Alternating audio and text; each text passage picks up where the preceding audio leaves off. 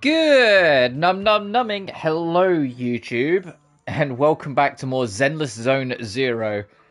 We was gonna try and do all of this back on Wednesday evening, but with a mixture of me just being real tired and I think I yapped a lot as well, to be honest.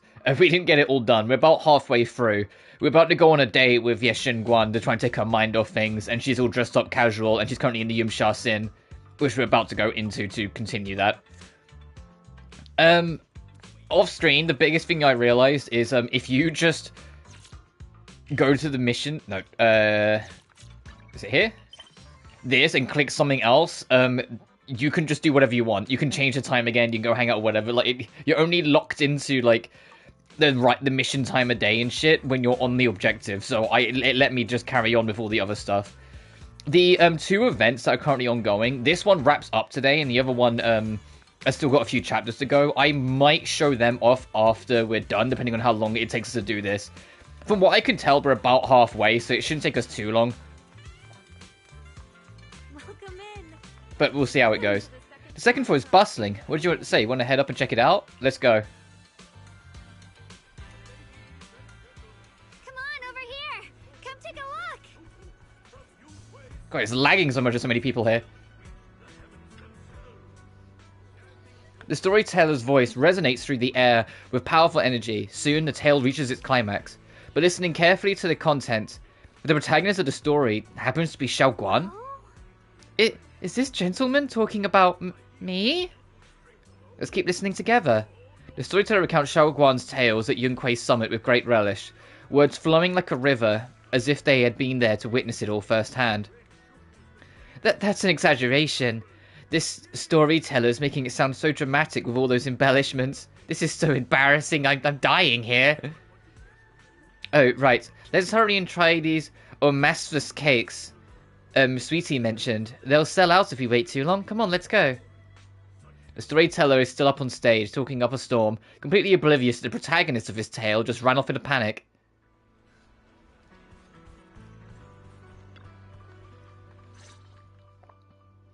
You share the Osmanthus cakes with Xiao Guan. So, what do you think? I'm not who's asking I you. was gonna ask you the same. It's fragrant, sweet, and soft. Here, have a few more pieces. Osmanthus cake goes best with tea. The tea helps to cleanse the palate. I wonder if some memories are like tea leaves that drift to the bottom of the cup, sinking so deep that they never surface again. The depths of Xiao Guan's eyes carry a mix of hope and anxiety. It's very hard to read. Memories aren't like reflections in a teacup. Even when the tea leaves sink to the bottom, they can still float back up if something stirs them one day. Xiaoguang, what is it you're trying to say? It's nothing. It just feels like time's been slipping by so fast.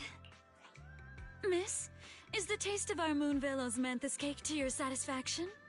It's your first time here. I hope you'll forgive us if the service falls short. You're too kind, Miss Sweetie. The cake is excellent. Sweet, but not cloying. The osmanthus fragrance blends beautifully without overwhelming the rice's natural flavor. It melts in the mouth and is baked the perfect amount of time to bring out both texture and aroma. A true connoisseur. You've nailed it exactly. Hardly. I just like making desserts myself every now and then. If I had to guess, in addition to fresh osmanthus preserved in honey, you added a touch of roasted sticky rice powder to the filling? It gives the texture a bit more spring. And at the end, did you add a sprinkle of candied kumquat peel? There's a light citrus note that lingers. Whoa, spot on! The sticky rice powder keeps it tender but gives it structure. And the candied kumquat peel is the final flourish. You're a true gourmet, miss. Impressive. Very impressive. Yumcha Scene always welcomes guests who appreciate the craft. Please, make yourself at home. I'll leave you two to it. Just call me if you need anything. Sweetie leaves with a smile on her face. You're like an expert. Xiaoguang, you even know all that? You're like an expert. I wouldn't call myself an expert. I used to watch Senior Inhu cook back at Yunkui Summit. I thought it was fun, so I picked up a little here and there. Later, I started experimenting with some desserts of my own. But at first, the things I made were really something else. My brother, Shifu, Senior Fufu, and Senior Inhu all ended up as my first victims. My brother would always tease me, saying eating my desserts was part of his training, tempering the mind through hardship. Senior, yeah, you would have been great in a Persona game, because that's like the most common fucking joke in that series. Senior Ye is such a gentle person. He must have been even more patient with you. Yeah, he always looked out for me. Even though he was just a kid himself, he'd always give in to me, and he almost never got angry. He taught me so much. I still remember when I first arrived at Yunkui Summit. I was mischievous, made a big mistake, and just hid. I was too scared to face anyone. My brother was the one who found me. He didn't scold me. He just asked, an elder at the end of his years, and a young man with his whole life ahead of him, if you could only save one of them, which do you choose? In a famine, a single bag of grain could keep a person alive, but a rare manuscript carries the wisdom of centuries. If only one can be preserved, which do you choose? And when facing a calamity, do you cling to safety and protect yourself? Or do you stand and fight to save others, even against impossible odds? Which do you choose? Why did he ask such a difficult question? There's no clear answer. Yeah. I was so young I didn't know what to say, and it made me want to cry. Those questions felt cruel, like they were tearing my heart apart. But my brother said it wasn't about a clear answer. It was about seeing what you truly want to protect, and understanding its weight. He told me that our parents always said, the hardest part isn't making the choice, it's living with it afterward. There's no perfect path in this world. Some choices are responsibilities we have to shoulder.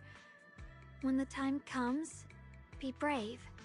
Do what must be done, and you'll carve your way through the thorns onto your own path.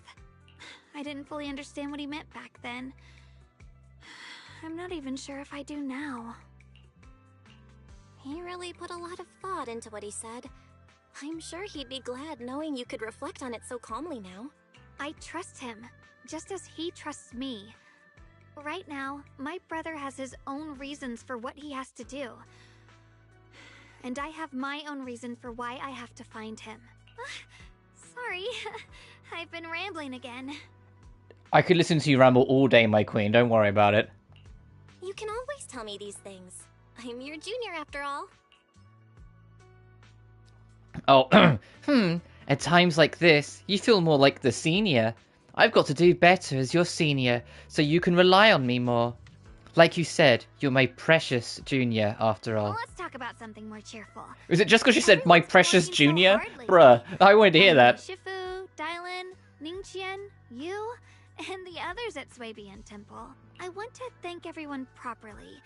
What do you think about me putting together a thank you dinner and gathering everyone around the fire for the night? That sounds beautiful.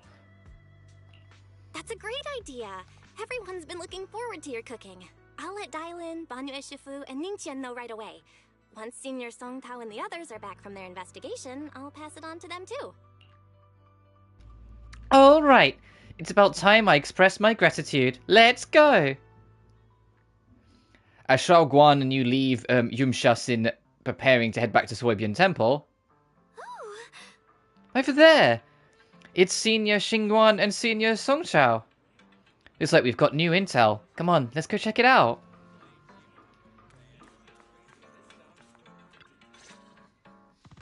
Junior Bell, Xiaoguang. You're back! Is everyone alright? Any progress in the investigation? Don't worry, everyone's fine. We ran into a little trouble on the way, but we managed to find some leads. Thank you, everyone. You've worked so hard. Don't mention it. It's our duty as Swabian Temple disciples. Xiaoguang, I'm glad you're feeling better. Thanks to you, Junior Belle. Thanks to all of you. Xiaoguang was just saying how hard you've all been working, and she wants to host a small thank you dinner at Swabian Temple tonight. She'll even do the cooking. She's planning to invite everyone for a cozy evening chat around the fire. Haha, a gathering by the fire, with Xiaoguang's cooking no less. Yeah, my cooking isn't the greatest, but I hope you'll join us. That's really thoughtful of you, Xiaoguang. But I'm afraid we can't tonight. Huh? Don't worry, we have good news. Thanks to the intel you gave us, we pinned down several key spots tied to the abnormal miasma fluctuations. We've even found leads on the ancient array. Some disciples have already been stationed at the old mining site. The full report's been sent to Yishuan Shifu. She should be coming to Wi-Fi soon to help. To ensure everyone's safety, we'll rotate disciples to guard the key locations, keeping a close watch for anything suspicious. Xiaoguang, as the wielder of the Qingming sword, your role is too important. Until Yishuan Shifu arrives, please, stay here in the temple and keep yourself safe. Leave the investigation to us. You guys take it easy tonight.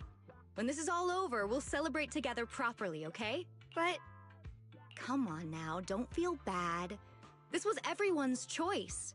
We all have something we want to protect. Wi-Fi Peninsula's peace, the safety of our disciples. Only when you're safe, Xiaoguang, can we carry out our mission without worry. Protecting you is protecting the future for all of us. So now, how about a smile?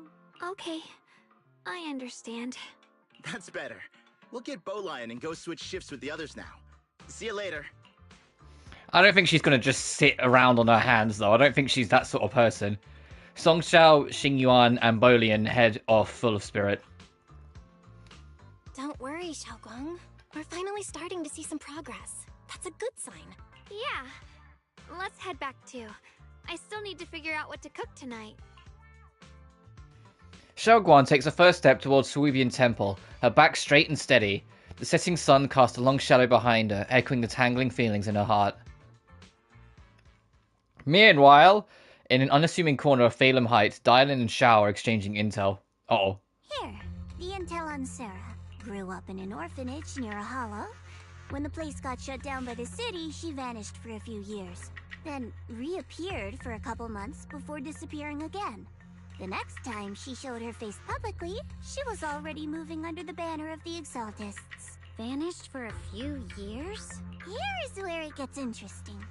Word is, during those few months when she reappeared, she stormed into Hand headquarters multiple times, insisting she was part of some special investigation squad under HSO.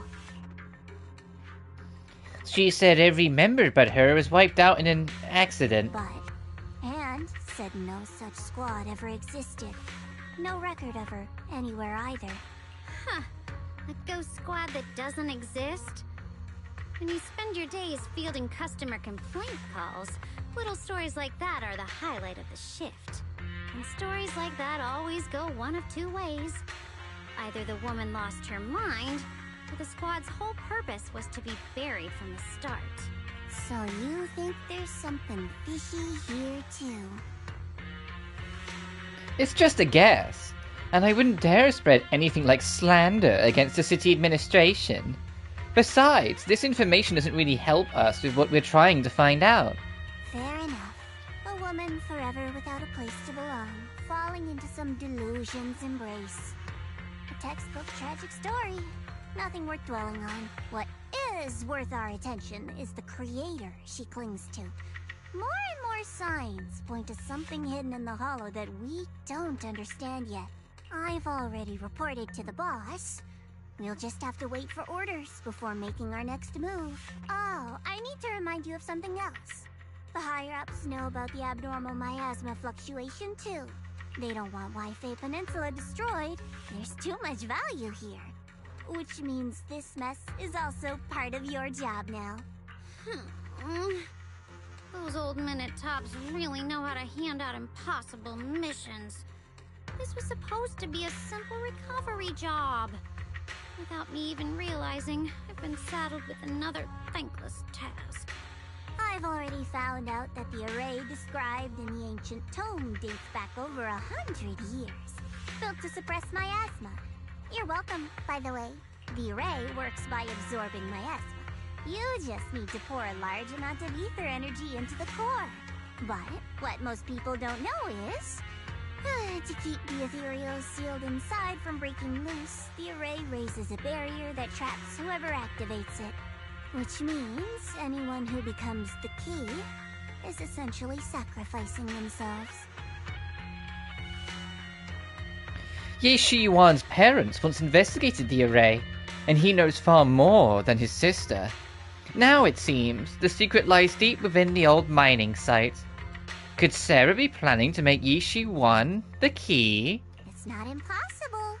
That means there's another way for your mission to kill two birds with one stone. I'm sure you've already thought of it. What if you find the array with them and get Banyue to become the key? Use it to activate the array, suppress the miasma, and in doing so, drain its power dry. Then, when it can't hold out any longer, you step in and take its core. Simple as that. And that girl, Yeshuan Guang, I can tell you've taken a liking to her, even if you won't admit it. So, why not? You'd be protecting her brother while you're at it. What's wrong? You're hesitating? No, it's just, as the one responsible for retrieving the core, I have to make absolutely sure it's secure. Remember, the orders were clear. If recovery fails, destroy it on the spot. Unless you've got other concerns? Or should I say, excuses? Don't tell me that fighting alongside him these past few days has caused you to have a change. Shao, you're a worrying person.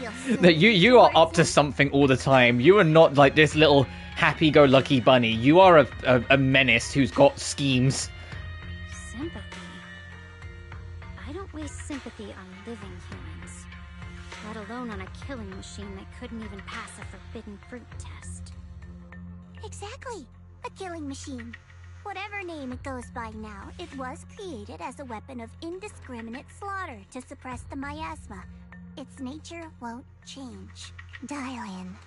As a Krampus judge, don't forget that. Judging me with sentimental nonsense? You really do underestimate me, don't you, Senior Zhao? I'm just thinking the whole suppressing miasma angle might be a smokescreen. If the miasma in Limnian Hollow is actually receding, where's it going? Also, I heard another name from the dead at the old mining site. One that's been coming up a lot these past few days. Looks like someone else wants Banyue gone. More desperately than we do.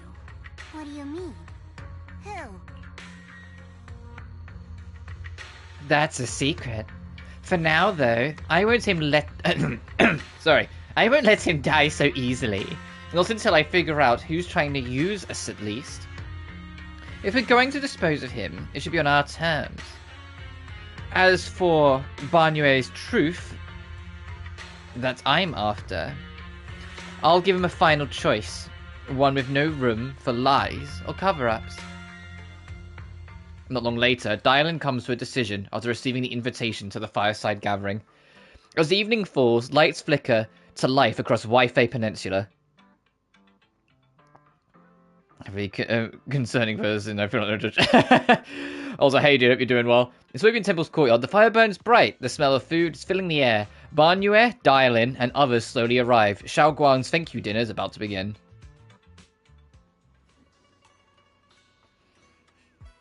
Alright, I like how everyone popped in one by one. Okay, cool. The fireside gathering is being prepared. Let's go see what Shao Guan has in store for us. I like how Dylan's so casually talking with Banyue. Now we know that, Dylan and Shao have kind of schemed between each other to, kind of kill Banyue eventually. At least it seems that way.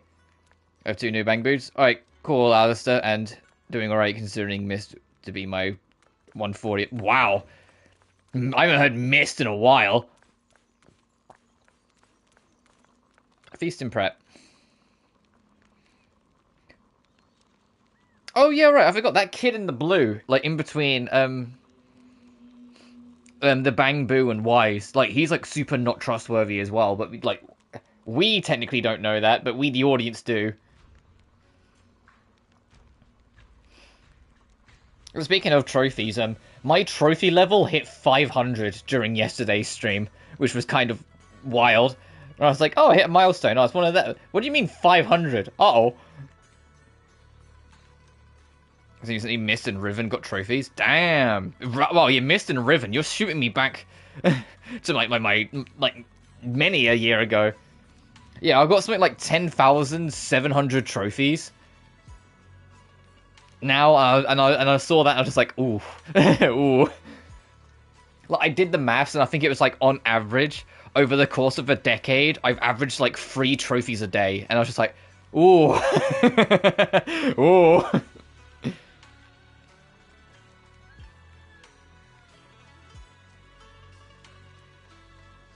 Let's see who's first. I took control of the... Oh yeah, I've got the building Luke Bang Boo, which you get from the event. If we get time after this story's done, as in like this doesn't take me like 6 hours, which it really shouldn't, I will show off both the current active events, because both of them I think are actually kind of fun. The Bang Boo chess event is literally just fucking Currency Wars from Honkai Star Rail, and it's so funny. It's like, man, Currency Wars exploded in popularity, and suddenly there's like an exact copy in Zenless. It's like, hang on a minute. I do PC boxing did on the original Inheritance. Oh, that's sick. I don't think I still have my original Mist box. I have some old boxes still, but when I was a kid, there was a number of them that were sold on, like my father sold on, to then be able to afford to get me like certain birthday or Christmas gifts. Because I was talking about before, like, we weren't the richest family by any stretch of the word, especially when I was a kid. We very much just kind of like, we weren't poor, but we certainly weren't like doing perfect, you know. There was a lot of cuts that had to be made. So like, I don't have many of my old boxes anymore. I still have the fucking triangle box thing of Tomb Raider 1. Do you remember them? Like, those like polyhedron boxes? Took control of the S-Rank, Brew, Bang Boo, Grumpus. Yeah. Let me tell you, seeing video essays in those games teach me on another level they were as well as games even now. Riven especially has a goated PC box. I can't remember Riven's box.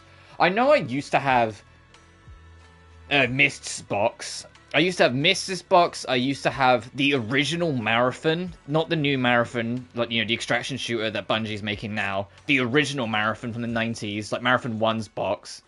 I don't think 2 and Marathon Infinite had, like, the boxes. I think that was around the time that like shifted away from that. Like, to, like, more normal game discs.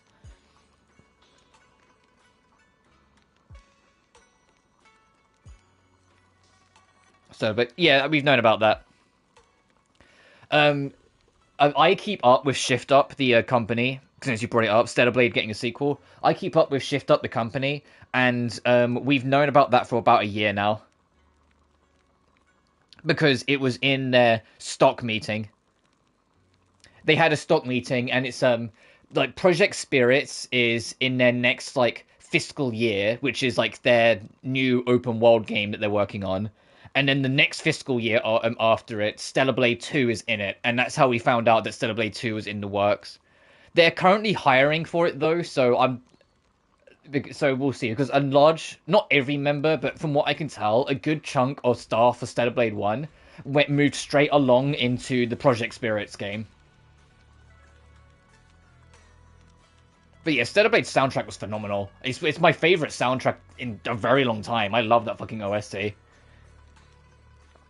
And the teaser image they showed the other day made reference to a society or like defense force, or it's hard to tell exactly what it is, but a group of people that were never once mentioned in Stellar Blade 1, which is probably part of the director, where there was an interview with the director. He said one of the big things he wants to do with Stellar Blade 2 is expand on the things that he felt weren't good enough. And one of them is that he felt the story just wasn't good enough. He wants to expand the world, expand the lore, expand the story, because he just wasn't completely happy with what Stellar Blade 1 ended up providing story-wise. Which is fair, everyone's their own worst critic. similar to Automata. It's funny, like, when I first fired it up, I was like, oh, I'm getting huge Nier Automata vibes from this. But the more I played it, the more I think Stellar Blade comes into its own. I think, yeah, it was definitely inspired by games like Nier Automata, but they, like, the inspiration was more of the starting point. The more I played it, the more I went along, the more it really becomes its own, like demon. Like, my only real issue with Stellar Blade as a game wasn't even the story, it was the character writing. Because Raven is one of the most fascinating and interesting characters in the story, and the only way you learn how fascinating she is by finding random documents and stopping to read them. And it's like, no, that shit should have been in the game. You know, like, Raven is such a fascinating character, where she was groomed into believing she was the chosen one, and then basically abandoned when she showed, like, the slightest hint of being a bit of a Darth Vader, a bit of an Anakin Skywalker, you know, like, a bit of, like, evil. And because she was, like, abandoned after being so heavily groomed, it just broke her mind. And, like, it just shattered her reality, and it just made her slowly but surely become angrier and angrier, but also stuck in this obsession. And I was like, that's such a fascinating fucking character to have as an antagonist, because you can sympathize with her, but also she's a threat out to kill you, and you can understand that. You know? Like, so the fact that, like, most of that's not on screen. It's just this woman's, like, weirdly obsessed with Eve and out to kill her. And it's like, yeah, it's because Eve is the replacement chosen one, and she's fucking furious. Eve just kind of fell into the world and became the chosen one and was perfect to everything she needed to be. And the one that was groomed from a very young age to be this very specific person and very specific chosen one that was dropped out of a hat. Yeah, no, you get it, you know? And I think that's so cool and so fascinating. Yeah, in the game, you don't get any of that. You have to read up on, like, fucking data files. Thankfully, however, although they never said it directly, there was an update after I finished streaming to the game that basically added, like, a dev room that allowed you to kind of, like, see behind-the-scenes stuff, check, like, artwork and things like that you could find in the game. And in the dev room, they make it pretty clear they're not done with Raven. There's a reason why Raven doesn't get killed off after the final battle in the main game. It's because they're not done with Raven. They want to expand on her more in the future. So whether that's in Stellar Blade 2 or just something they're leaving for a future something, we'll have to see. But I'm glad that they're not kind of dropping Raven and they're actually going to do more with her. My biggest hopium is make Raven the main character. Make her kind of like a broken, distorted anti-hero in the next game. Because Eve's story, there's, like, even though Eve's story is only just beginning, it's also ended. Because she was there to figure out what really happened and to save Shion, and she did both. And now it's just, okay, you merged with the old version of humanity, assuming we're going with that ending, and you've defended Shion against the colony beyond the stars, but now the colony is inviting you in. Where will this go? And it's like, well, she's already kind of like a demigod. So have someone else who's not a part of it. We're talking the most compelling character is Man. You know, I'll give you that. Man is really cool. Man's another character I wish they did more with. I'm glad he became a super boss, and a fucking sick one at that. I have no idea how the fuck Raven beat him after fighting him in the super boss, because he is loaded for war. He must have just been caught on a bad day or something, because, like, what the fuck? Oh, and my only other hopium is, the super boss fight against Scarlet, who's the character from Nikke, Goddess of Victory. She has, like, 2 variants in, like, Nikke, from what I've been told, including, like, an evil variant. My, like, kind of semi-hopium is that they treat Scarlet the way Kingdom Hearts treats Sephiroth. In the sense of she becomes a reoccurring super boss, and you just fight the next variant every time. Like, have her back in Stellar Blade 2 as an optional super boss, but it's the evil version of her sort of thing. And then the purified version, I think they did more recently. If they do a Stellar Blade 3, make that the version you fight in 3. You know? Like, you see what I'm cooking here? Like, make it like the series reoccurring super boss is just Scarlet. And it's pretty cool center around him. But yeah, from what I can tell, Shift Up, they still have, like, you know, the devs working on Nikke, Goddess of Victory. They are, like, currently, like, hard at work with Stellar Blade 2. From what I can tell, Stellar Blade 2, the story is written, everything is conceptualized, and the game is in core development. But the reason why they're hiring is just for, like, certain cleanups, like, to make certain assets look better, to have certain art pieces, like, fit better, to have like secondary composers so it's not all on one dude all the time. You know, things like that, just to help like make the process smoother. But their main priority right now is going to probably be Project Spirits, considering that's scheduled to release sooner. Which, once again, we don't know much about Project Spirits, other than it was originally called Project Witches. So I imagine it's going to have a lot to do with witchcraft or magic in general. And it probably got its title changed to Spirits, because it's probably, like, expanded in scope a lot since when it was just Project Witches. But that's their open world game. I don't know if that's going to be gacha like Nikke, or if that's going to be a like big single player adventure like Stellar Blade. We honestly don't know enough. All we know is that it's happening and we'll see it soon. Oh, and it's officially got a publisher, which if it's signed on a publisher, that usually means it's, you know, getting along pretty well, that publishers are prepared to say, yeah, sure, we'll do it. Because you can't just present them nothing and say, hey, publish my game when it's done. They'll tell you to fuck off. You have to actually have something, you know? I wouldn't mind a Stellar Blade prequel. The trouble is that, from what I can tell from Shift Up, if they do a prequel, Man won't be the main character. He might be a side character, he might be a secondary protagonist, but no, they'll have another cute/hot or, in general, attractive woman be the main character, because that's, like, their whole shtick. Literally all of their games are like that. All of their games star hot women. Anyway, it's talking of hot women, let's go back to the dinner that Ye Xuanguan's made for everyone. On the large table, warm orange charcoal flames dance in a small stove, roasting and making fruits and nuts sizzle and crackle. The cozy aroma fills the air as their edges turn into an enticing golden crisp. The aroma of fragrant tea wafts from the rustic clay pot, while plump char de buns glisten with amber oil. The plate of meticulously arranged osmanthus cakes. Every time osmanthus shows up, my brain has like a minute reset of like, right, how do you pronounce this fucking word? I'm not like Zhong Li, I can't just go, the taste of osmanthus wine tastes the same as I remember. But where are those who share the... No, I can't just do that.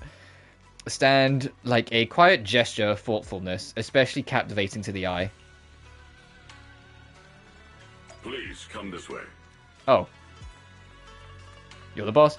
Oh, by the way, for anyone who, like, didn't catch on last time, Barnue, this fucking robot, do you know, his English voice actor is Chris Sabat, which you might recognize that name as the voice of fucking Vegeta from Dragon Ball.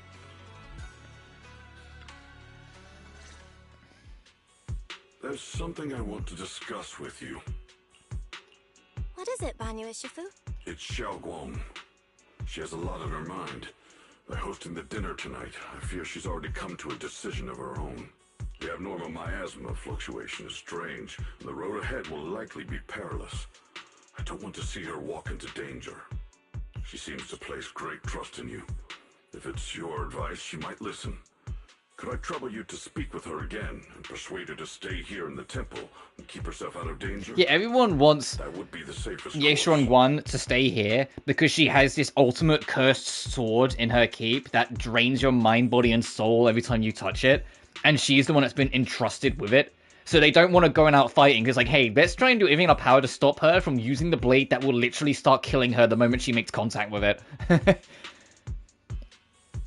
Because everyone here is aware of what happened to Yishuan, Yishuan Shifu's sister, where she was the previous owner of the blade, and she became a demonic monster that lost any sign of reason that Yishuan eventually had to put down. Okay, I'll try to talk to her again. But Banyu Shifu, I've been thinking, treating Xiaoguang Trouble is, though, like yeah, she's a fragile Xiaoguan piece or of glass to be Yishunguan, sheltered away, she wants to go is that fight. really what's best for her? The Qingming sword, the rest of us? The Xingming sword's the We cursed should be sword. the ones to protect her. But more often than not, To kind of wrap up my point, though, with him shift up, after Stellar Blade, I genuinely have complete trust in them. Before Stellar Blade, a friend of mine tried desperately to get me into Nikke Goddess of Victory. I played it for about half an hour and was bored out of my fucking mind. So that game's not really for me, but the whole, the cover-based shooter, but the whole game is just you're behind cover shooting. That game, like, I'm sure it has its audience, but I'm just like, no, I'm fucking good. This game is just staring at ass simulator, I'm good. But after Stellar Blade, I have complete faith in Shift Up that when Project Spirits comes around, I will try it. Even regardless of whether it's gacha, whether it's just whether it's single player, regardless of how it ends up being, how it's looking, I will give it a go. Because after Stellar Blade, I'm prepared to like give them that trust. And obviously Stellar Blade 2, I'll be there day one because I loved Stellar Blade 1. The Qingming sword is unlike any other weapon.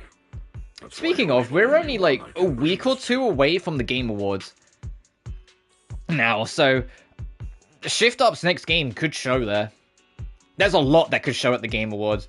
Jeff's doing his annual thing where like there's like some really obtuse, obscure, weird ass advertising for one specific thing that's going to be at the show that he's doing to try and get everyone theorizing, but it's probably just going to be another fucking Diablo 4 expansion and waste everyone's time. But there's a fucking statue in the middle of like Yellow Mesa Road in the middle of the fucking like outskirts that has been built that Jeff Keighley shared a photo of to hype up a potential reveal in the announcements. And everyone's like, oh, this statue, it's all like mythical and ancient. It could be Tomb Raider. It's got like an Egyptian theme. It could be the rumored God of War in Egypt game. It could be, because it's tied to a road called Yellow Mesa, Half-Life 3, and I'm like, you guys are falling for Jeff Keighley's bullshit. It's going to be the most inconsequential, most disappointing fucking thing. I am telling you, this statue is not tied to anything fucking interesting. But we'll see. My bingo list is a very big fucking list to end this year, so we'll see. My bingo list does have a new Half-Life announcement, to be fair, for Game Awards, but we'll see. That's a huge, like maximum bet kind of situation.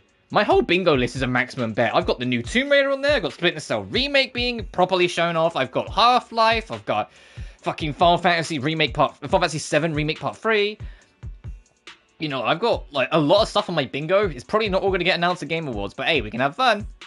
Oh, I've also got the Silent Hill 1 remake getting announced there, which to me is probably a bit too early, but I chucked it on for funsies.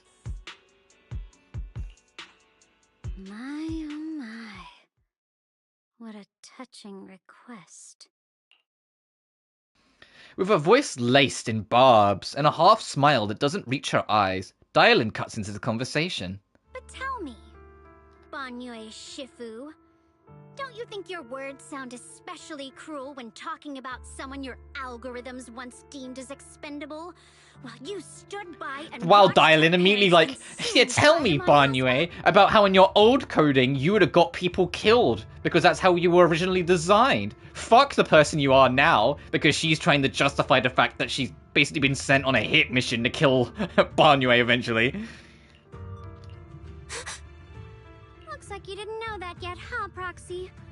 Allow me to introduce our oh-so-gentle, reliable Banyue Shifu. His codename is Purge Unit Type 0. I like that the two real members of Krampus that we've met, Dylan and Zhao, for judge, jury, and executioners that are like kind of like on the hidden side of society, both of them are like turbo not like good people, you know? Like they're very ambiguous, they're very morally grey, like they're very like you can't really trust them. It's nice, especially considering they're playable, like Dylan now and Zhao in the next patch. It's like, oh yeah, let's play these characters that you can't really completely trust. And by suppressing, the most efficient way was, of course, indiscriminate slaughter. Before he put on this harmless, good guy facade, he was Tops's sharpest, most merciless killing machine. After a botched mission, Tops discarded him, left him to rot in the hollow. Somehow, someone picked him up and patched him back together, so he could wear the guise of something less monstrous, hiding among people. People trusted him, relied on him, even treated him as a companion with a heart. But 10 years ago, when the miasma outbreak consumed the old mining site, he stood by and watched countless lives swallowed whole. And Xiaoguang's parents were among them. Back when you went to Silum Bay looking for survivors, why do you think those people reacted to Banyue with such outrage, such hatred? Banyue Shifu, is this all true? The marks from the past can't be erased. That much is certain. The past? Such a tidy word for confession. Then tell me, back then, when you failed to save those people, was it because of your so-called algorithmic logic? Suppress the miasma at all costs. The absolute order that made you treat human life like it was nothing. Does it still run somewhere deep in your core? That kind, gentle mask you wear, is it real? Or is it just a performance for us and for your own conscience? So you can forget the blood on your hands even for just a moment? Silence. The reply I hate the most. I don't even know anymore. Am I speaking to a remorseful person trying to atone? Or to a machine that couldn't even pass the forbidden fruit test? Am I just wasting my breath? A suffocating silence hangs in the air until Xiaoguan's bright voice cuts through the icy tension. There you are. Banyue Shifu, could you give me a hand? This old stove is the bane of my... I'll be right there. Banyue leaves, his back still like a mountain, his steps steady and unshaken. Relax. I have no intention of telling Xiaoguang about the past. It would only breed hatred and chaos. Krampus wants something from Banyue. The simplest way to get it would have been to tell Xiaoguang outright.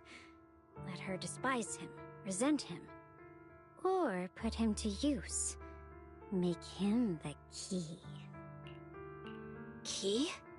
According to the ancient tome, to activate the array and suppress the miasma, all you need is a powerful, ever-flowing ether energy source placed in the center of the array. He fits the bill, doesn't he? Once a killing machine, an energy monster in his own right. Sacrificing a machine that failed the forbidden fruit test to secure Wi-Fi Peninsula's peace? Perhaps that makes the guilt easier to bear for everyone. But now... But why now? Dylan, why are you telling me all this? Those things you said before about the truth. Don't tell me you're deliberately trying to guilt-trip Banyue Shifu into... Oh, back to me. Whether he truly has a heart or not, his actions will give me the answer. I told you, there's a truth about him I need to verify. As a Krampus judge, And we're my back. duty is to drag everything hidden, false, or twisted into the light. To reach the end of truth. No matter the cost, no matter the means. Proxy, a word of advice. No matter how harsh the truth, it's still better than drowning in a sweet, comforting lie.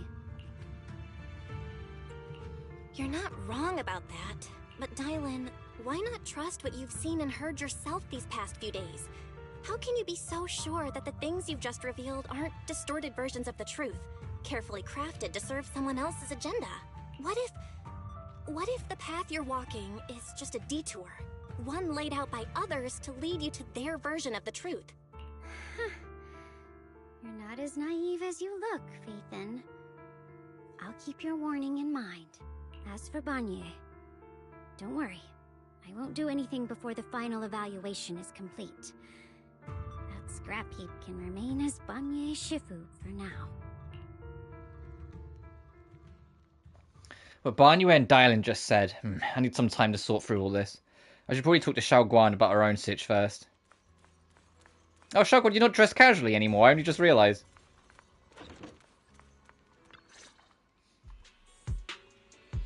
Xiaoguang? What is it? Hungry already? Just wait a little longer. It'll be ready soon. You're hosting this gathering because you've already made up your mind, haven't you? Figures. You saw right through me. I really was planning to be honest with you, just like I said I would. Last night, after you'd all gone to bed, I found this under the door. Xiaoguan pulls out a note. Its edges crumpled from having been crushed by someone's hand, then carefully smoothed out again. Xiaoguang, I found a way to break the connection between you and the Qingming sword. The power of the Creator is beyond imagination. Oh, fucking hell. Deep within the place we once It's always back knew to the lies fucking key to Creator. awakening them. When they descend in the days to come, my wish will finally come true. No matter the price I have to pay, Xiaoguang. You will be free. Yeah, that is from Yeah. This letter, is it really from Senior Ye? Or is someone impersonating him? At first glance, the handwriting looks like my brother's, but it's missing little habits he always had in his strokes. And then there's the content itself. So all this time, no news from me, suddenly sends a letter. Yeah, Senior might not even know you're in Wi-Fi right now, and he suddenly sent you a letter? Given how much he cares about you, even if he did decide to do this, there's no way he'd ever tell you. This note looks like... It looks like it's trying to lure me there. I know my bond with the Qingming sword more than anyone. Breaking it isn't something that can be done so easily. Back when I was chosen by the sword, my brother didn't know about its side effects. He was genuinely What, happy touching for the me. sword genuinely starts killing you? Shit, yeah, I imagine when there's like a big ceremony of the sword choosing the next person, you don't really tell them that. He ruffled my hair, eyes shining, and said, "You're amazing, Xiaoguang. From now on, your big brother will have to rely on you." I knew what he was really happy about. That I could finally be accepted, have a real place in Yunquei Summit. A new home. But then, when he learned the truth about the Qingming sword, and what happened to the wielders before me... That they all went mad and died. That's too cruel for him. When we received the news that our parents really had passed, he held back his tears. He didn't want me to be even more afraid. But the day he found out the fate of the sword's wielders, my brother, who had never shown weakness before, broke down in front of me, crying and saying he was sorry, over and over. In the end, with his eyes red and fists clenched, he kept repeating it again and again, not just to me, but to himself, that there had to be a way, and that he would find it. That way became his obsession for years. He even hid from me and Shifu that he was experimenting with forbidden techniques, trying to shift the Qingming sword side effects onto himself instead. Onto himself? Thank goodness Shifu caught it in time. That was the first time I'd ever seen her so angry. Not at the forbidden techniques, but at my brother for putting himself in danger. She didn't punish him. She just let out a long sigh, placed a hand gently on his shoulder, and sat with him under the cold moon for the entire night. Yeah, if anyone was going to understand where he was coming from, it would be the person whose sibling was the previous owner of the sword, who she watched literally die before her eyes. Yishuan was going to understand that more than anyone. And why Ye Shiyuan would go to such lengths. Maybe only Yishuan Shifu, who has endured loss and shouldered her own share of burdens, could truly understand Senior Ye's state of mind back then. That heavy weight he was carrying. Yeah. After that day, my brother promised her he would never let his obsession ruin him. Not even for my sake. Shifu poured her heart and soul into crafting the Qingming sword's case after her older sister passed away. With it, as long as I keep training in seclusion and reinforcing the seal, I can live like an ordinary person. But, even with the sword case's protection, Shifu and my brother have always been so careful with me. Of course, I understand why. Every part of the seal carries Shifu's lingering pain from her past, and the fear my brother hides deep inside his heart has never really gone away.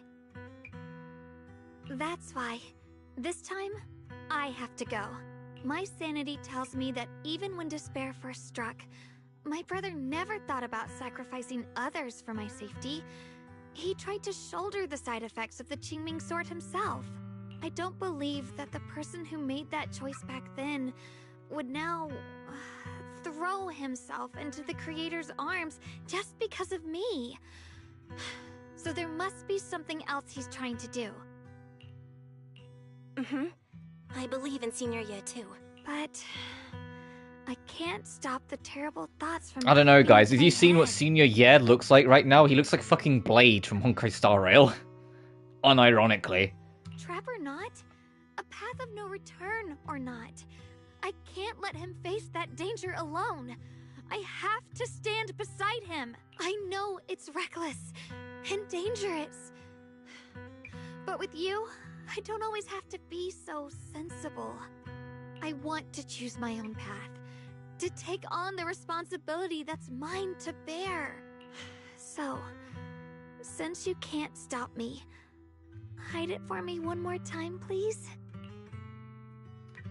Just like when I called myself the acting temple master, you just went along with it naturally and hid my identity from everyone. I'm not here to stop you, I'm here to walk this path with you. I'm not here to talk you out of this. I'm here to make a promise as your companion, not a declaration as your protector. Whether it's into the abyss or toward the light. Xiaoguang, let me be your trusted companion, your proxy, and walk with you to the other side of this path. Why is it that words this heavy can still make my heart feel so warm? Why does it make me so happy? I almost want to cry. Save your tears for when we find your brother. Come on now. You should save those tears for when we find your brother. Right now, we promised that tonight would be nothing but joy and laughter, remember? Right. Then I'll go check on the desserts. There are still so many tasty flavors I want to share with you. The scent of spices follows her light, determined steps, quickly filling the small courtyard. The fire crackles, warm and bright, its orange glow flickering into the deepening night, as if to burn the fleeting moment of warmth and togetherness even brighter, even fiercer. Get ready for the fireside gathering. Everything seems to be set up and ready. We can get started now. Let's do this. Oh my god, Belle. Belle, you fucking gremlin. Belle. For helping me out. Belle. No way I could have handled all this on my own. Belle, you fucking food demon. I didn't take a word of what Shun Guan said, sorry. Alright, everything's ready. Special thanks for Bellion, Eus, and Banyue Sheaf for helping me out. No way I could have handled this on my own. Bellion was big help. Xiaoguan, good. Xiaoguan, welcome. Ooh, try this, Dylan. I added extra honey, just the way you like it. Oh? You even figured out I've got a sweet tooth, huh? How thoughtful of you. Hey, bee lion, look at your paws. They're all greasy. You can't eat. Careful, or a spark's gonna turn you into a grilled lion head. Crispy outside, tender inside. Oops, my bad. I forgot we've got another lion head sitting right here. Master Dylan, meanie. Banyue Shifu, would you like to try a chashu bun? I remember you're not fond of oily food, so I followed Senior Inuhu's recipe and added a bit of dried tangerine peel to the marinade to cut the richness. Do you like it? It's perfect. I'm glad everyone likes them. They're nothing fancy, just some home-style cooking. Xiaoguang, you're too modest. With skills like this, you could open a restaurant of your own. The balance of sweet and savory, the juiciness. It takes me back to a taste I haven't had since childhood. Xiaoguang, your cooking makes me feel all warm and full of energy. Yeah, it's been a long time since we've had a feast like this. Though I have to say, compared to the way you nearly scorched the bottom of the pot earlier, stomping your feet in panic, we sure adapt it fast, Xiaoguang. Dylan, we agreed not to bring that up. That old stove's impossible to handle. The flames keep flaring up and dying down. Luckily, Banyue Shifu's here. Since we're all here, why don't we sit by the fire and chat for a bit? Oh, chatting? I love chatting. What should we chat about? Let me share something funny or embarrassing. Wow, way to that's just designate happened Dylan recently. immediately. Dylan, you first. The hearth crackles and flickers with flames. Laughter, playful teasing, the clink of dishes and cups are woven together with a rare chorus of carefree buzz. The tight strings in everyone's hearts loosens without notice, heavy secrets momentarily chased away by the warmth.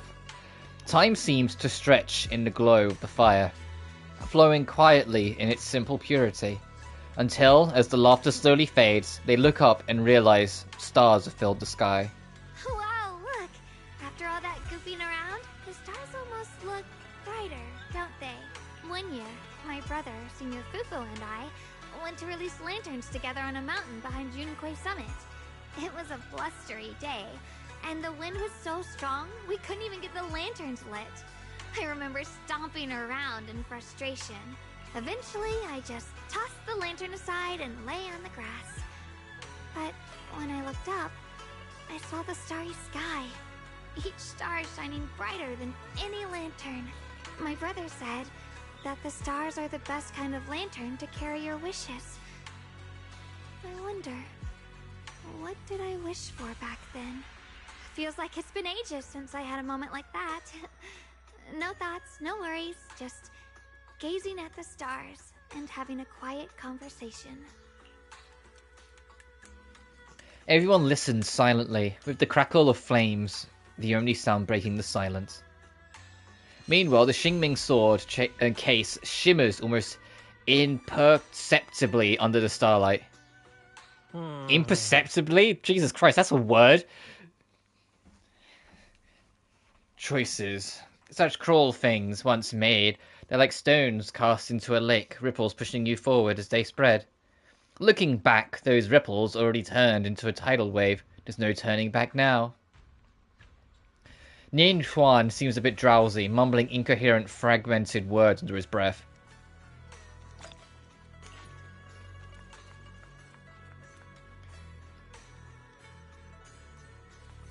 Give me one more. Chat with dialing or optional tack to Xiaoguan. It's so much fun being with everyone. Tonight, I'm definitely going to have sweet dreams. See you in our dreams.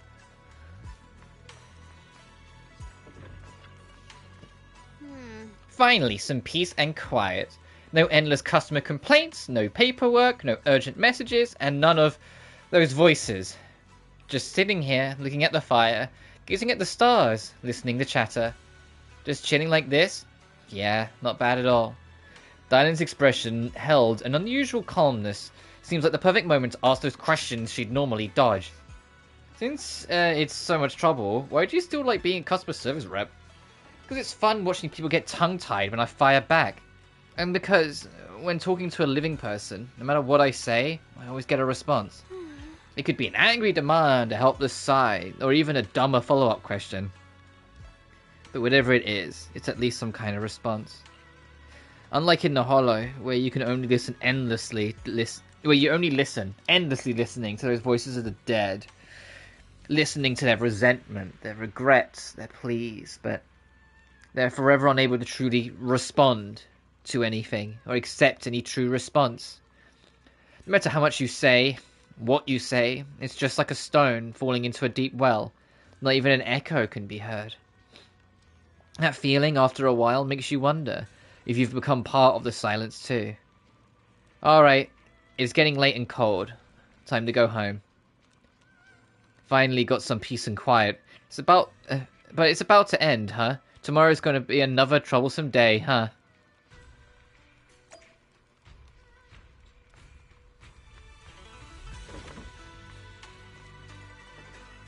That was cute, though. And before, like, everything goes wrong tomorrow, now we've had, like, the peace, like, the calm before the storm. A happy gathering and soft bed soothe away the edges of those heavy, sharp, and unsettling thoughts. Your inner turmoil gradually subsides, letting you sink into a personal darkness woven from the silent companionship by the hearth. In this tranquil moment, protected by the lingering warmth of your companionship, you drift into a deep, dreamless sleep. Far off, Ye Xuan, having waited for quite a while, finds himself lost in confusion. Oh, see what I mean? I'd look at him on the right and tell me that's not, like, at least somewhat Blade-inspired. You aren't planning to use me to activate the array, are you? No need to test me. I already told you. You'll stand with me before the Creator. As for activating the array, there is another candidate. You already know where the array is, and the Creator's location. When will the summoning begin? Patience. Timing is like a seed buried deep in the soil.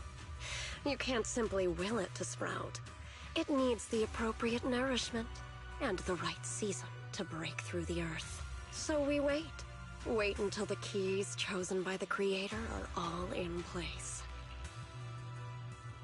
Sarah tilts her head slightly, as if listening to whispers carried by the wind, or perhaps savouring the urgency of Yeshi Yuan's voice. The corners of her lips curve upwards, her smile laced with anticipation and cold calculation. There's like quite a commotion's outside. Oh, I better go check it out. Oh hey, can you? Oh hey, I guess we're not in like immediate plot mode, so I've just gone back to Yadari.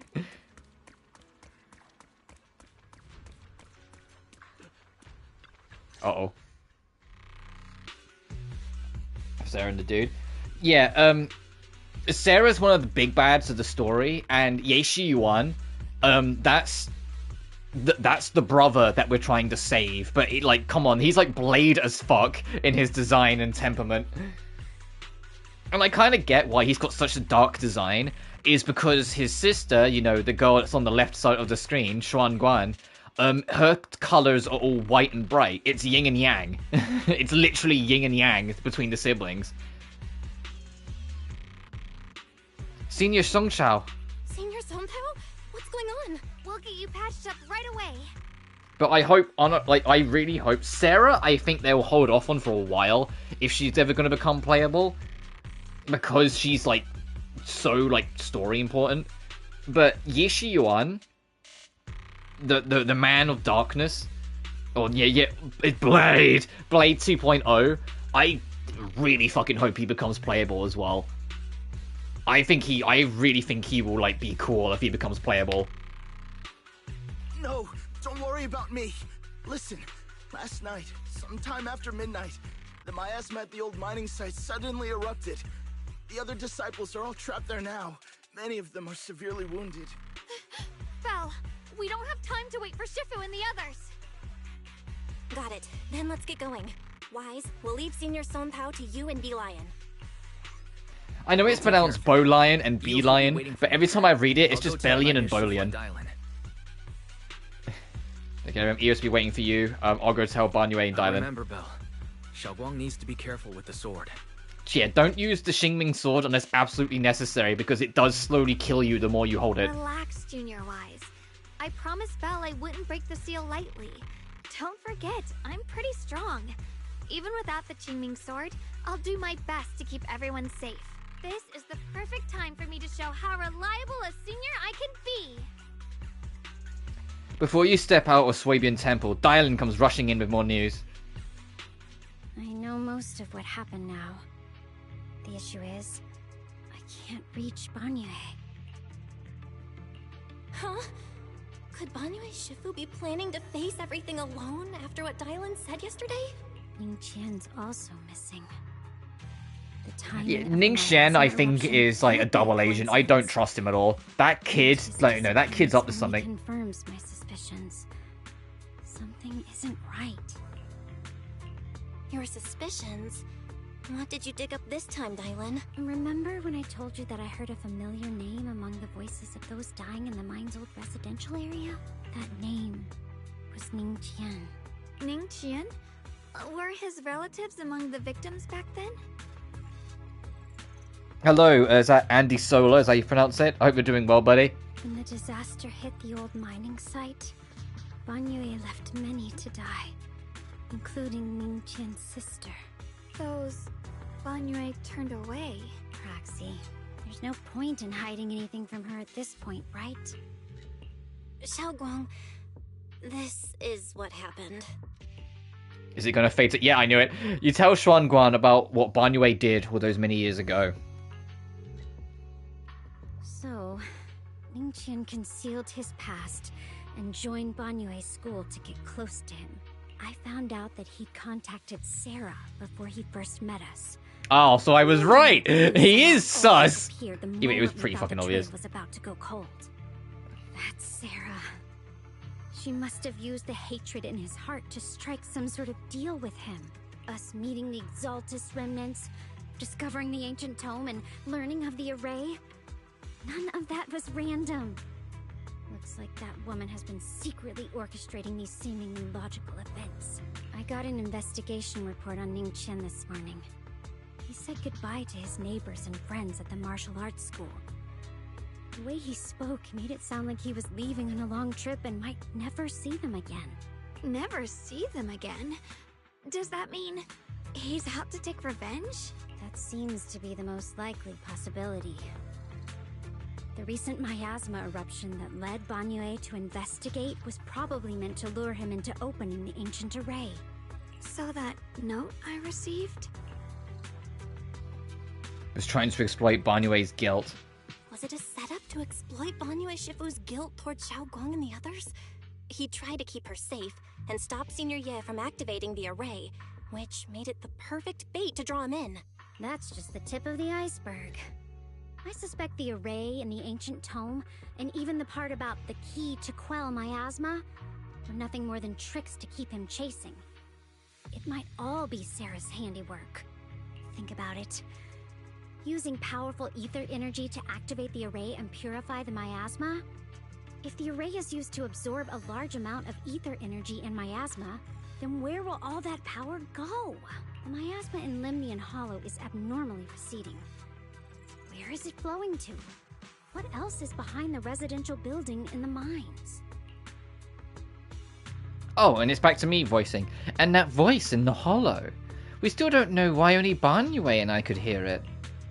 But it's clear that the voice has been trying to use my memories to plant doubts in my mind. So what exactly is hiding behind that voice? Trying to influence me and Banyue? Based on Sarah's actions, it's most likely that the miasma and our power is, or will be directed for, a special purpose. For example, sustaining that creator who is soon to descend. If that's true, then even if the array once had its use, it's definitely not some world-saving miracle anymore. Instead, it's an energy pool gathering strength for the creator's descent.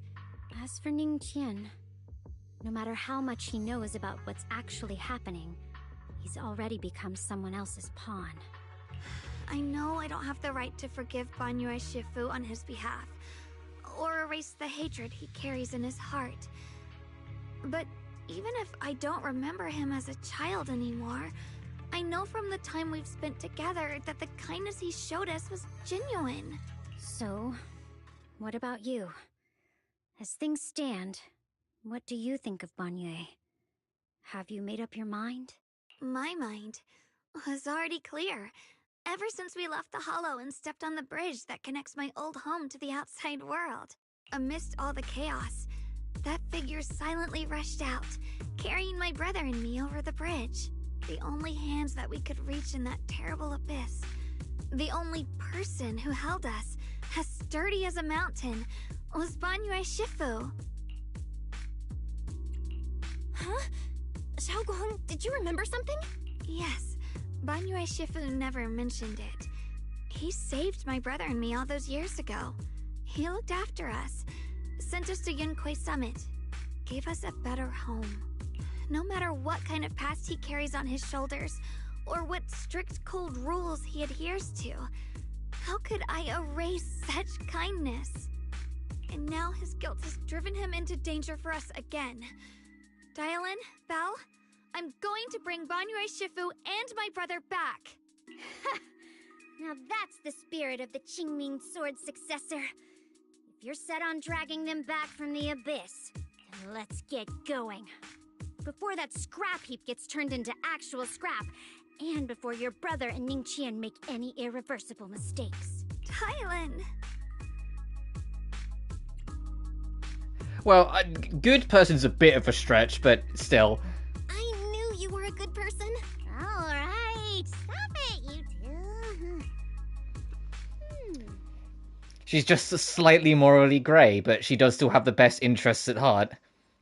That choice I forced Barney to make last night, I never thought the answer I wanted would come so soon, so simple.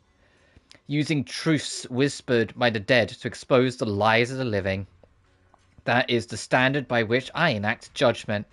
But this time, I want to use the words of the dead to gift a truth to the living.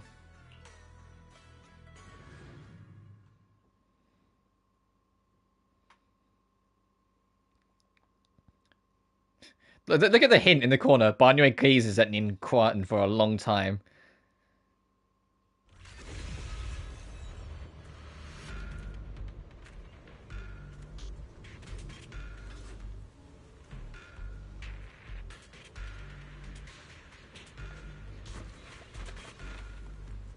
There you go. I'm curious if like this is going to be a lighter situation. That when 1.2 first dropped, lighter wasn't playable yet, so it was kind of like as an extra. But then when he became playable, they retroactively made them playable in the quests that he was supposed to be in. Like, I wonder if after next patch, you will be able to play as her in this story if you haven't done it yet. Instead of her just being like an extra that accompanies you. After tending to the mystic's wounds, Song Tao must have delivered the message to you. Is he okay? Don't worry, Senior Qingyuan. He'll be okay. But he told us that our fellow disciples from Swabian Temple were trapped by miasma. How did you manage to break free?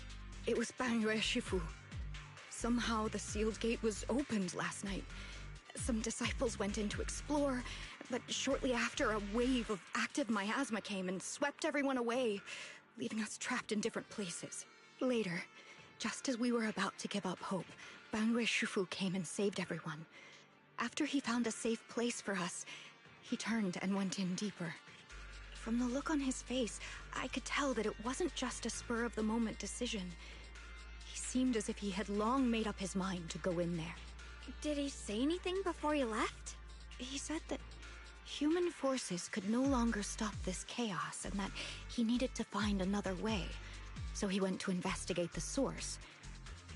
He also said some strange things, heavy words. I don't know if they were meant for us or if he was just talking to himself. Heavy words? What do you mean? He said, to walk this world is as to depart one's home for distant shores. When debts of old weigh heavy, they press not upon thy steps alone, but cast thy companions stumbling in the dust beside thee. He also said something like, I shall make the burden lighter, my own and far more for my companions. This debt must be paid. Just as I suspected. I thought it sounded strange at the time. I wanted to help him, but I was injured. There wasn't much I could do. I was worried, so I insisted he take Bolion along. Shortly after he left, toward the source of the miasma, we heard a loud noise. Then, the miasma that was trapping everyone appeared to be drawn towards something else and started to recede. We were all so relieved. Until just a moment ago, when Bolion came back and reported that Bangyue Shifu was trapped now. Uh-oh. Have you pulled for Dylan? No, because I'm saving for Ye Xuanguan. Dylan does look super cool, though, and for those who are getting for her, I wish you the best. But no, I'm on the long haul now. You can try scanning Bolion's memory module to find out exactly what happened, but things aren't looking good. At this rate, Bangyue Shifu will be killed in that array.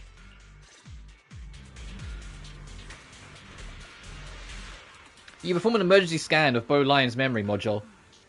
Late last night, Bangyue came back to this area alone. Oh.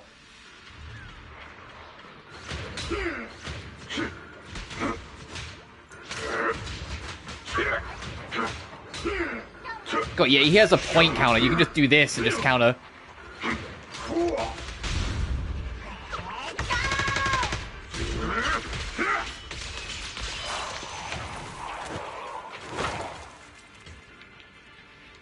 Bangyue Shifu, here's the sitch.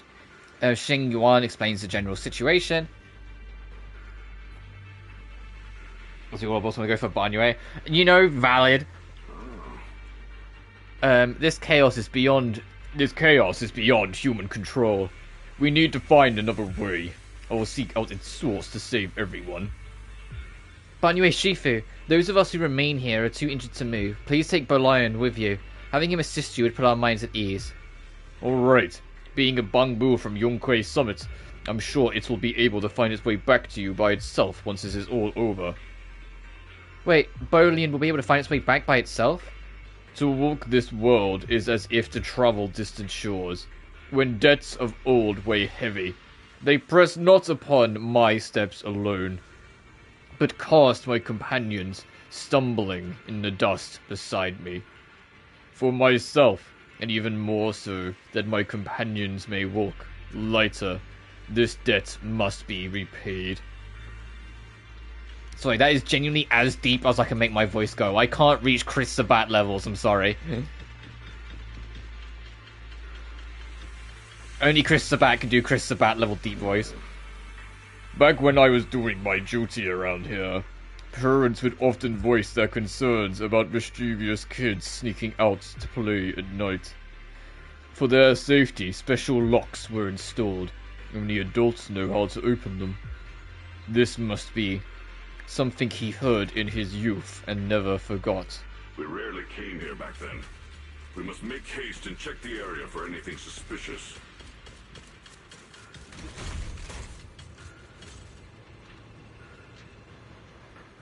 Yeah, Banyue is like one of the coolest designs in the game. Already here? Like flowing water.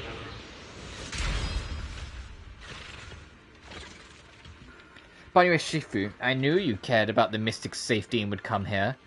Great news. Absolutely fantastic news. I think I stumbled upon the key array core for that ancient array mentioned in the old texts. It's just that I'm not skilled enough. I couldn't fully activate the array. But now that you're here, surely everything will go much smoother. Looks like this time, the miasma disaster can finally be put to an end. This place won't have to relive that nightmare again. Where is it located? There are several array pillars on the platform nearby. I'll lead the way for you, Shifu. Hang of his combos. Yeah, he plays interestingly. I like messed with him a little bit when we played last stream. But he plays interestingly. I can see like the vibe they're going for with him. Let's go, Ningguan. Be careful. Over here! Banyue Shifu! This way!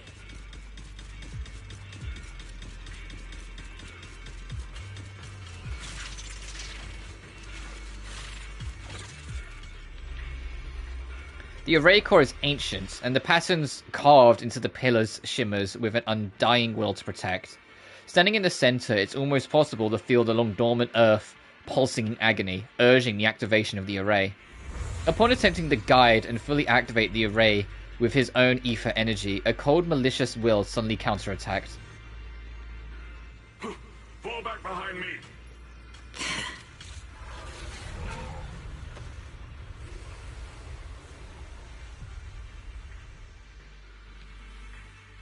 Bologne's memories regarding Banyue cut off here.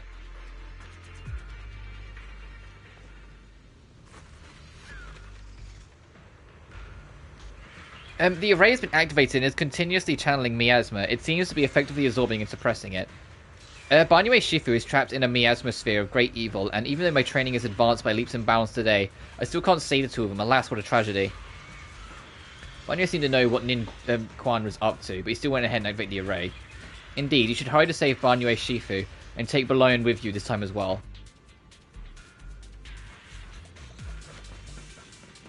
Yes, now we've got to retrace his route. Ning Qian must have been the one who opened this door. It's like every inch of this place is etched deeply in his memory. Oh, it's already down. It didn't look like it was. How did it get down on his own then?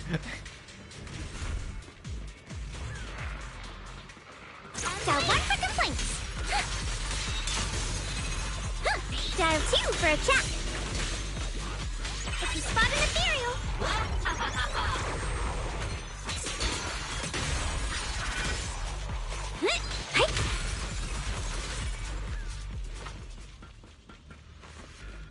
Oh, we're not done. Whoops.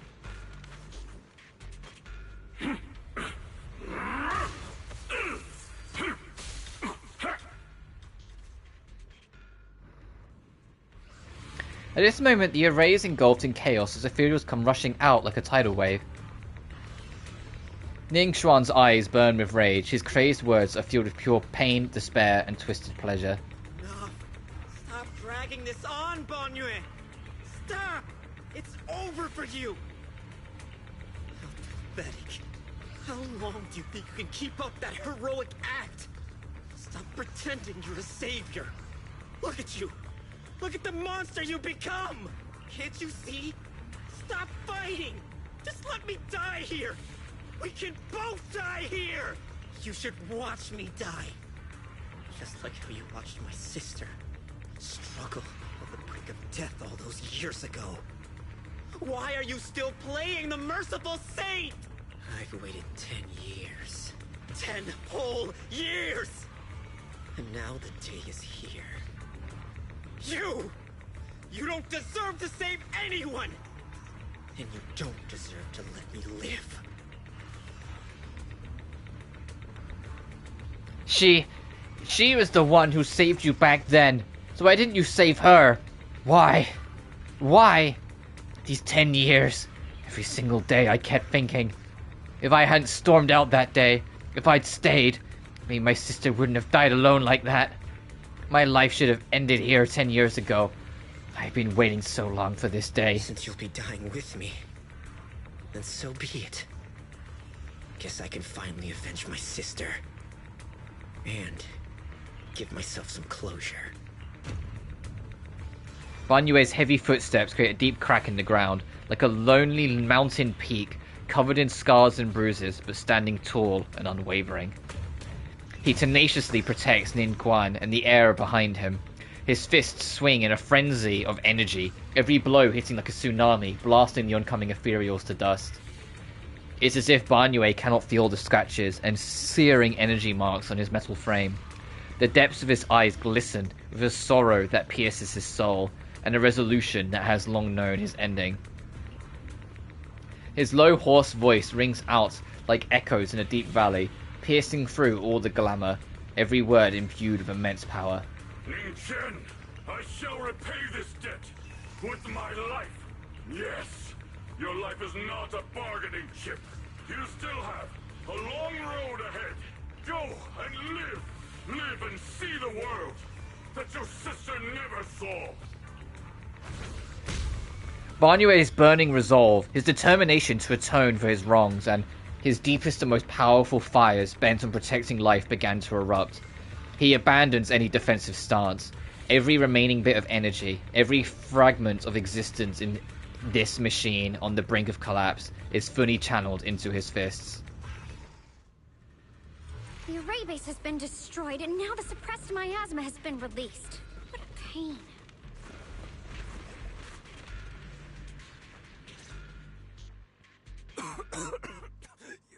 You finally made it! Banyue Shifu and his disciple are all trapped within that array. Banyue Shifu has been battling an endless stream of ethereals to protect that young fellow. He's been fighting for quite some time now. I couldn't quite make out what they were saying, but it sounded like the young man was begging Banyue Shifu to give up on him. And who knows how much longer he can hold them off. That platform is where Dad used to take me to see the stars. The array has been there all along, so close by. Is there a way to break through or enter the array? The concentration of miasma is too high over there. I can't get any closer. Fairy, scan and confirm the range of the entire array. Belle, you can try getting closer, but be careful. Fairy and I will think of a way to break it. Got it. Let's move in that direction.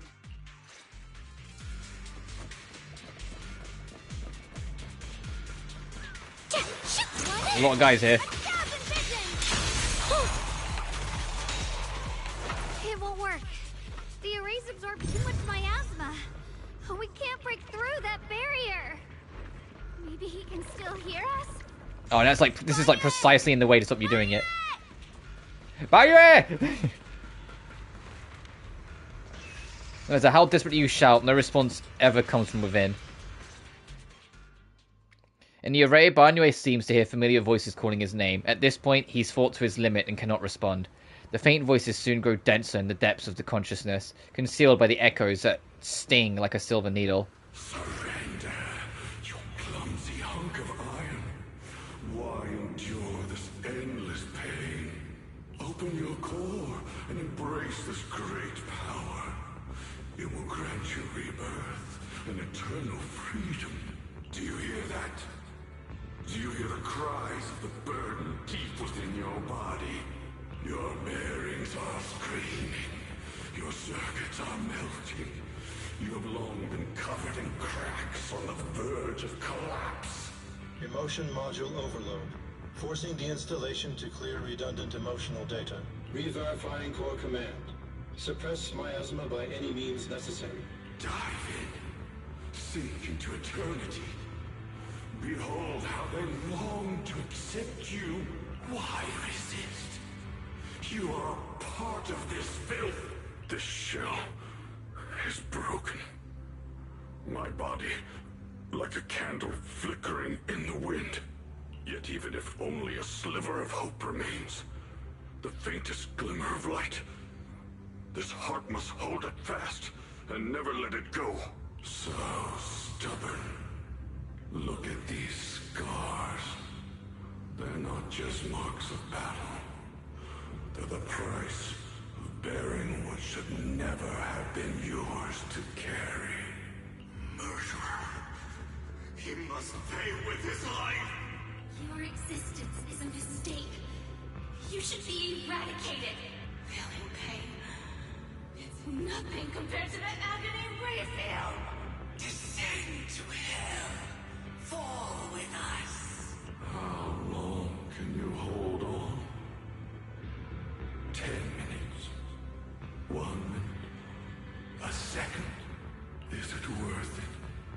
For those who hate you, who fear you, for those souls who curse you day and night, for a bunch of rotten worms, a world that only exploits you and fears you, suffering, exhausted. Then why trudge in vain through this hopeless mire? Give up. Give up your meaningless pain. Your very existence is a mistake, and your struggle, an even greater one. Even if I fall here, this is the path I have chosen. This is the price I have to pay. This will is like a stone, immovable, unyielding.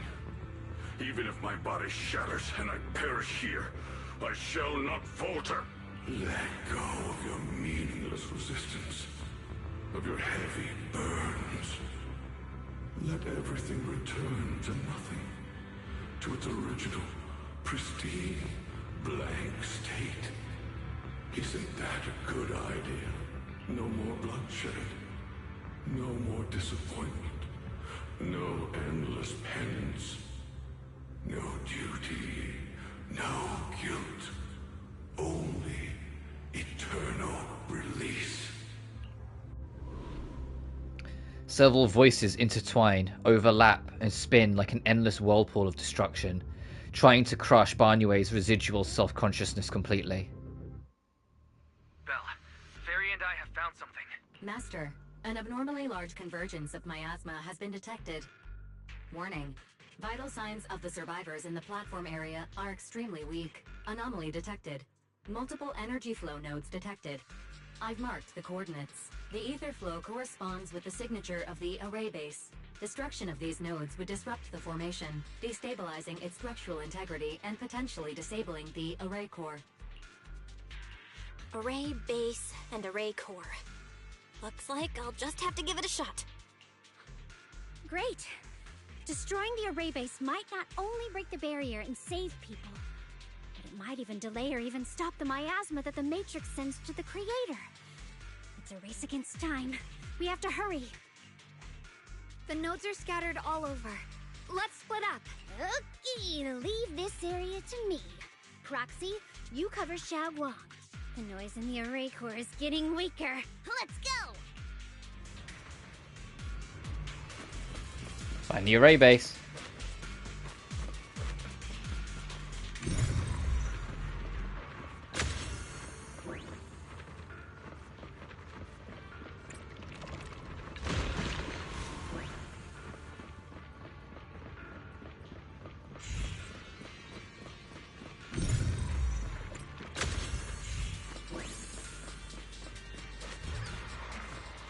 Oh, we've got trouble, huh? Intercept! Seal! Break!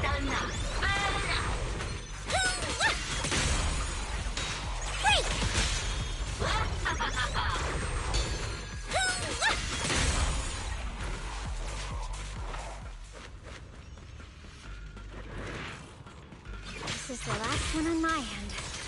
Looks like it's up top. If you spot an ethereal, shout for help!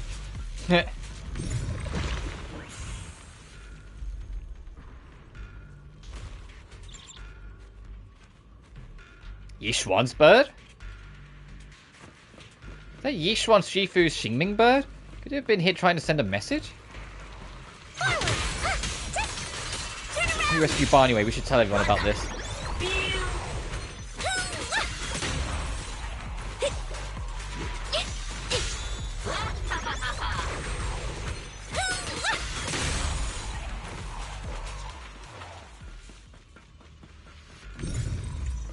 All three down. Now it's all up to Xiaoguang and the others. Better hurry back to the array core and wait there. Oh, this is the end for you!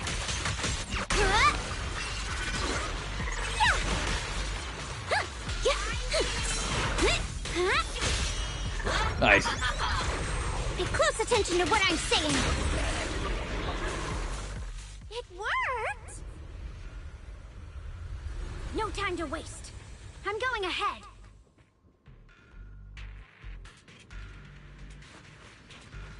Fight alongside Barnue. Right, as soon as the game catches up loading. There we go. There we go. That was the game that had to load for a second there.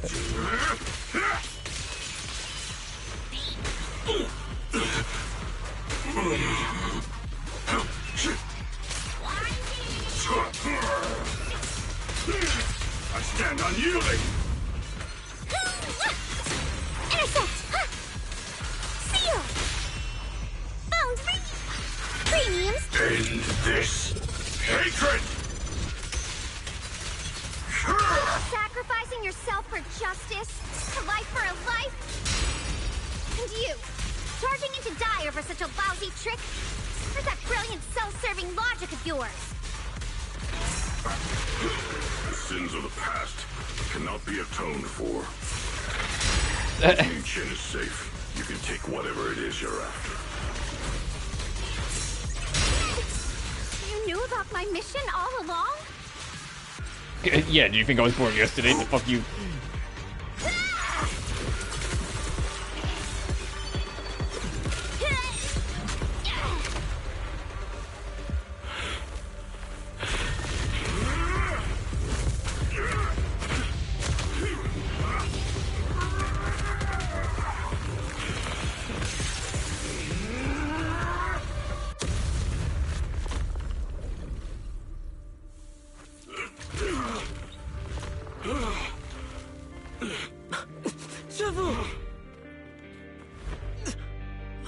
It's not over yet. And you already look this miserable. Let's end it here. My core. Please. Take it. Taking it to report back, that would be nice. But now, I have a new choice. This time, let the words of the dead grant you a truth that allows you to keep on existing. Oh, she chose not to go through with it. The cries and wails of endless pain, resentment, curses and despair. The sound of accusations fills the air like a tsunami. Someone was waiting for me! Look at what you've done! You heartless monster! Remember our faces. Remember your tainted blood. A machine will always be a machine. Never. I will never forgive you. Never! Just as these waves of despair were about to devour everything, Xiao Guan and the others return and step into the platform. The voices suddenly become clear and gentle, like a beam of light piercing through the dark clouds. It brings relief and warmth, cleansing all the ruckus. Luckily, that rascal got angry and ran off to play. Big guy, can you promise to help me find him? Sis? He's so stubborn. Always getting hung up on the smallest things. I know he'll probably hit a few bumps along the way. But hey, just be patient with him, okay? Help him grow up safe, so he can see the better days I never got to. That's all I ask. The peace we found here made me complacent. I couldn't bring myself to open that thing. Maybe this is the price I pay. What's this? But please, please, our two children are still so young. We shielded them with a technique just before the explosion. The two of them still have a chance to live. Don't let them watch us leave. Don't let them suffer the despair of seeing their loved ones die. Don't let them grow up alone. I'm leaving them to you, Banyue. Get them out of here. Run straight ahead and leave this place. Just to make sure Ayuan and Xiaoguang survive. Please. I'm begging you. Thanks, big guy. Really. Thank you. Thank you. Thank you. Now, we can go without regrets. One day, when they return to their former home, remember to tell them we left with smiles on our faces. The words of the deceased fade away, and their final words come to a peaceful finish. Mom, Dad, you'd understand my decision, right? Sis! Sis! Why did you do this? Why? Why? Why couldn't you just let me hate him? Why did all this have to happen? Sis, I miss you. I really miss you. Did you hear it now, Banyue? The voices of both those who died and survived because of you. This is the weight of the truth. Dylan's body sways slightly, and her expression is no longer light and joking. There is a hint of sympathy in her faint smile. Like a light piercing through the haze, it gently spills onto Banyue's gaunt yet upright body. Your logic algorithms determined that there were only a handful with a chance of survival at the time. So you chose the optimal solution and didn't try to save anyone else. But as you stand here today, willing to step in and stop the array, you've proven that you've broken free of the constraints of commands and algorithms, haven't you? Correct. But the past cannot be... Right. The past can't be rewritten. But you're only holding on to the debt of those who were killed. You have forgotten the promise to live that those who passed entrusted to you at the end of their lives. Do you really think that falling here and sacrificing your life to repay your debts is something worth commending? Just trying to run away. The real way to atone for wrongdoing is to live. Living the way you are now. This human form with emotions, self-awareness, and the ability to feel pain. To face the trials of the past day after day, and to shoulder the never-ending guilt. Live. Live with a clear mind. Face the people you've saved. Be it gratitude, relief, distance, fear, even if you hate him. Go fulfill your promise to the deceased. Keep going. Use every remaining moment to make up for your past Until the very end. This is my final verdict as a Krampus judge. Dylan's words finish and begin to sink in. Barnue's body trembles, almost too faintly to notice. In silence, the chains that had bound him for years, forged from cold algorithms, endless slaughter, self-loathing, and the weight of misunderstanding, had nearly crushed his soul. But in that moment, as he stands tall, and they shatter with a thunderous crash, Xiaoguang, Ningqian, about what happened all those years ago. You don't need to say anything, Banue Shifu. Actually, I already remembered it all. Back when we crossed the bridge again. You might think you're a murderer who didn't save people in their moment of need. But to me, and my brother, you're the path to survival our parents sacrificed their lives for. And not only did they give themselves up for us, but also for your chance to become human. Tylen is right. Remorse for the dead never really goes away. But we can bear it as we go on. You don't owe the dead your life. You owe them the will to use the hands that once killed, to reach for more life instead. That's why I've never blamed you, Banue Shifu. I also wanted to thank you, Dylan, for letting me hear my parents' last words. It showed me that I was thinking the same way they were.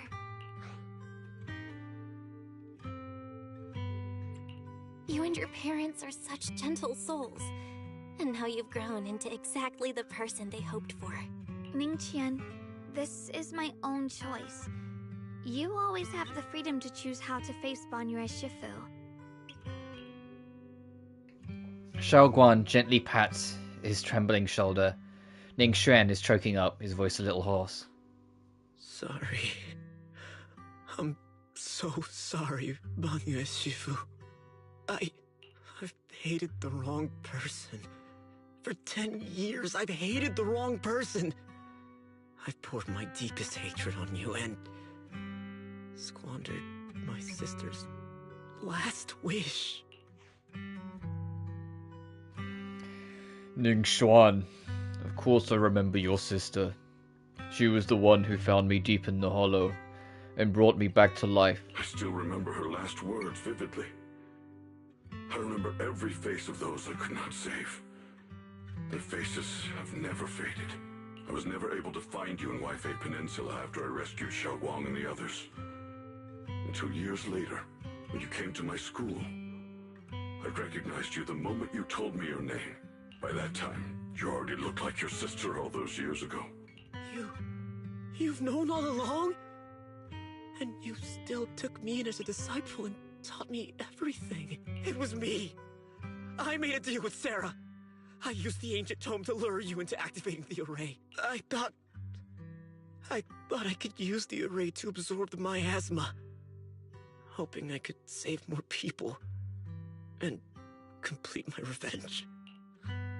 Ningqian, I'm afraid you were just another pawn in someone else's game.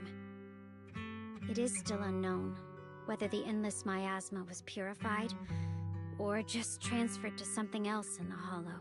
It's far more complicated than you think. We've all been pulled into a deeper scheme without even realizing it. Everyone, it may be too late to say this now, and I'm too ashamed to look Xiaoguan Shifu in the eye, but there's something I must tell you. Actually, Ye Shiyuan Shifu left me a message. He contacted you? Senior Ye contacted you? What did he say? He probably didn't know about my connection with Sarah, which is why he trusted me my mistake. He recognized me as a disciple from Banue Shifu's martial arts school, and asked me to pass on a message, to have him look for a black bird inside the hollow. The Xingming bird? Could it be that Shifu left it behind to keep in touch with my brother? Speaking of that, I haven't had the chance to tell you. While I was searching for the array base earlier, I happened to rescue a black bird trapped in the miasma. I'm pretty sure that was the Xingming bird. Once it was freed, it immediately flew off, like it knew exactly where it was going. Judging by Ningguan's account, Ye Shiyuan must have sent some kind of message through it. But since no response came, he must have started to worry that something went wrong in transmission. So when he ran into a disciple from Banyue's martial arts school, he decided to entrust the message that way instead. The only one who's capable of trapping the Xingming bird would be the creator. My brother must be all alone out there right now. Ningchen, Xiaoguang, this place is dangerous, and you're still unstable. You should leave immediately, return with the others, and wait for Yixuan Shifu's support. I will only become a burden if I stay.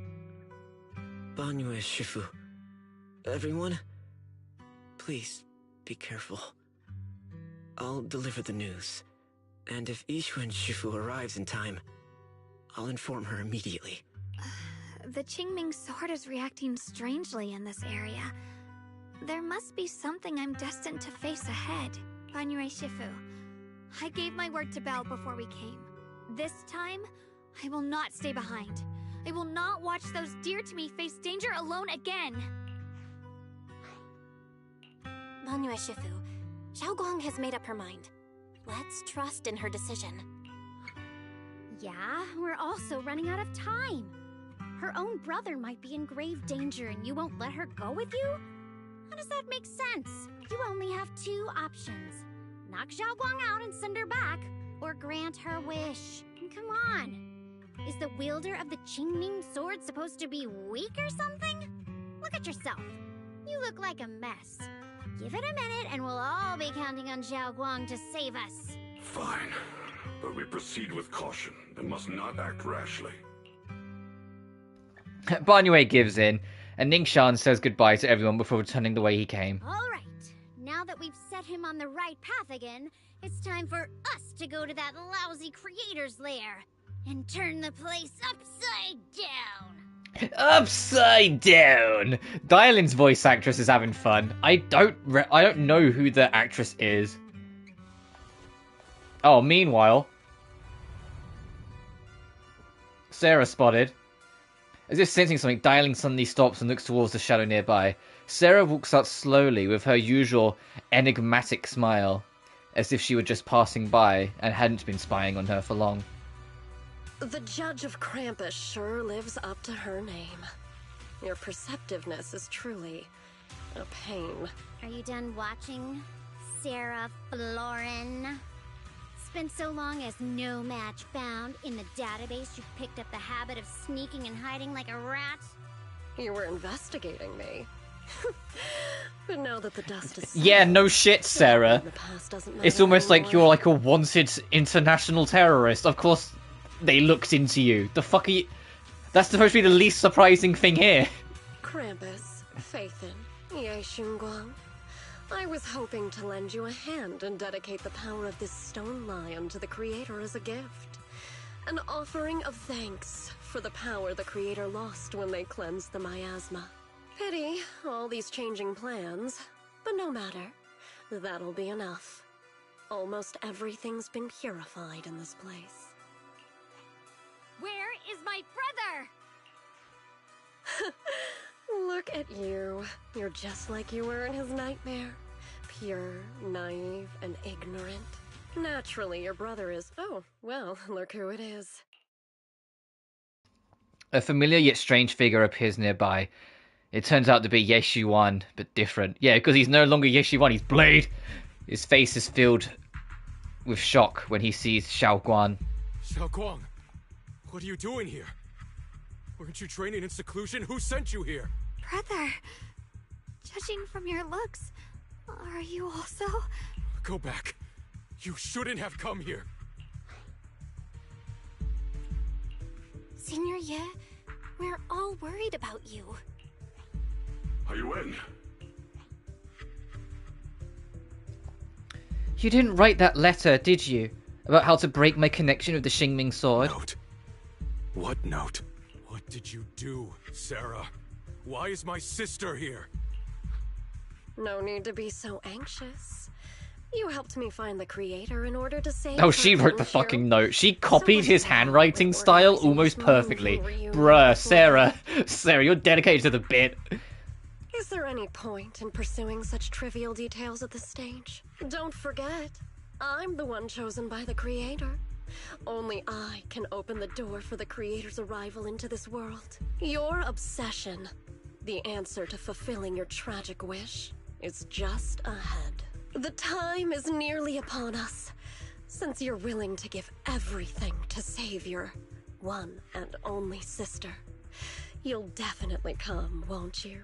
Otherwise, all our hard work will be in vain.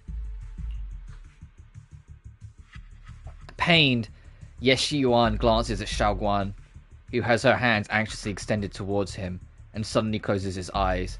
As he opens them again, you see a look of determination. I can fix it. Sarah? Yeah, I hope they do something with Sarah in the future. I'd love for her to be playable. Xiaoguang, listen to me. I don't want to fix it though. I'll let her break me. I'm good with that. I'm happy with that. Don't follow me anymore. Junior Bell, everyone. I'm sorry, but I have to go. I've already come this far. I have no other choice.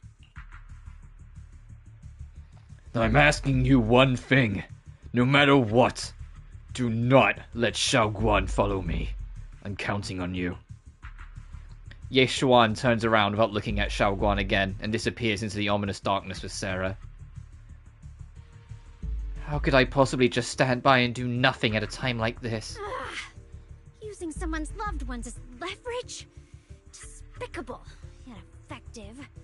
Stop spacing out. Let's go after them. Wise, do you know where they went? Can you track them down? Tracking route confirmed. Path recalibration complete. Alright, the hunt is on. Gone far, but the miasma concentration in that direction Junior is higher Bell, than anywhere make sure you and my sister don't follow me. Literally the second he leaves. So can we figure out where he's gone, please? So we can follow him? Okay. Alright, let's get after him. Can you keep going? Yeah, let's go. We're bringing my brother back.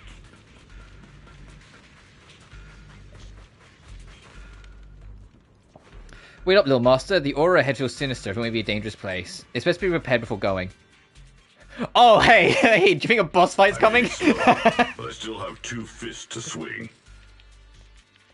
Oh, who do I want to be as my extra? These two are supposed to be doing the main work. I know that much, so I should probably be bringing a support unit with me. How about a little Will this work? adventure? I promise you'll love Yeah. it. I haven't used Lucia too much. We'll bring her along. Meanwhile, Sarah is not far away, welcomes the moment she has been longing for. Answer me. What's going on? What did you do to Xiaoguan behind my back? Why did you lead her here? We agreed she stays out of this until the Creator descends. You broke your promise! Promise? Faced with the divine edict of the Creator, the promises of mortals are as light as a goose feather. There's no need to get so worked up. Your sister's presence is just a necessary component in the process.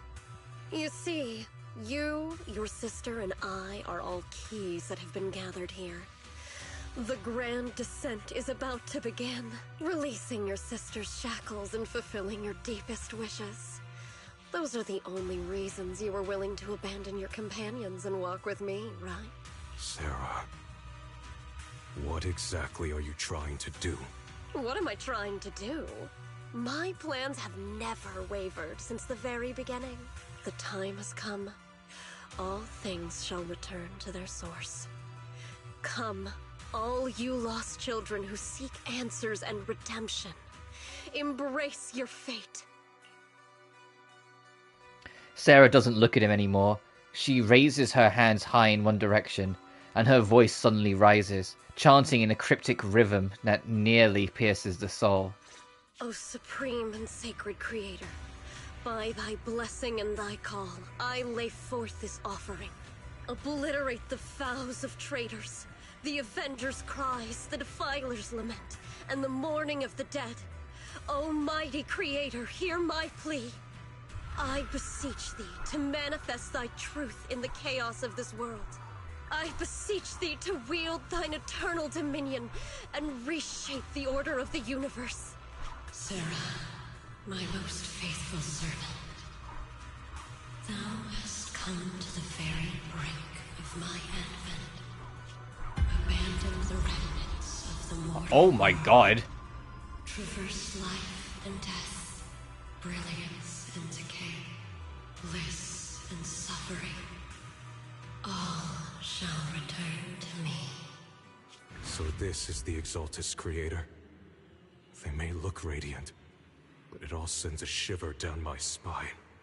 Whether or not this evil being can be destroyed depends on this strike. I cannot hold back.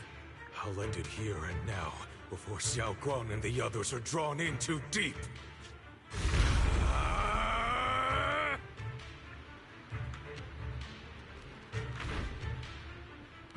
So, after lying in wait all this time, you're finally showing your fangs. Move! Foul miasma! Be gone! Finally. Abomination! This is the end for you!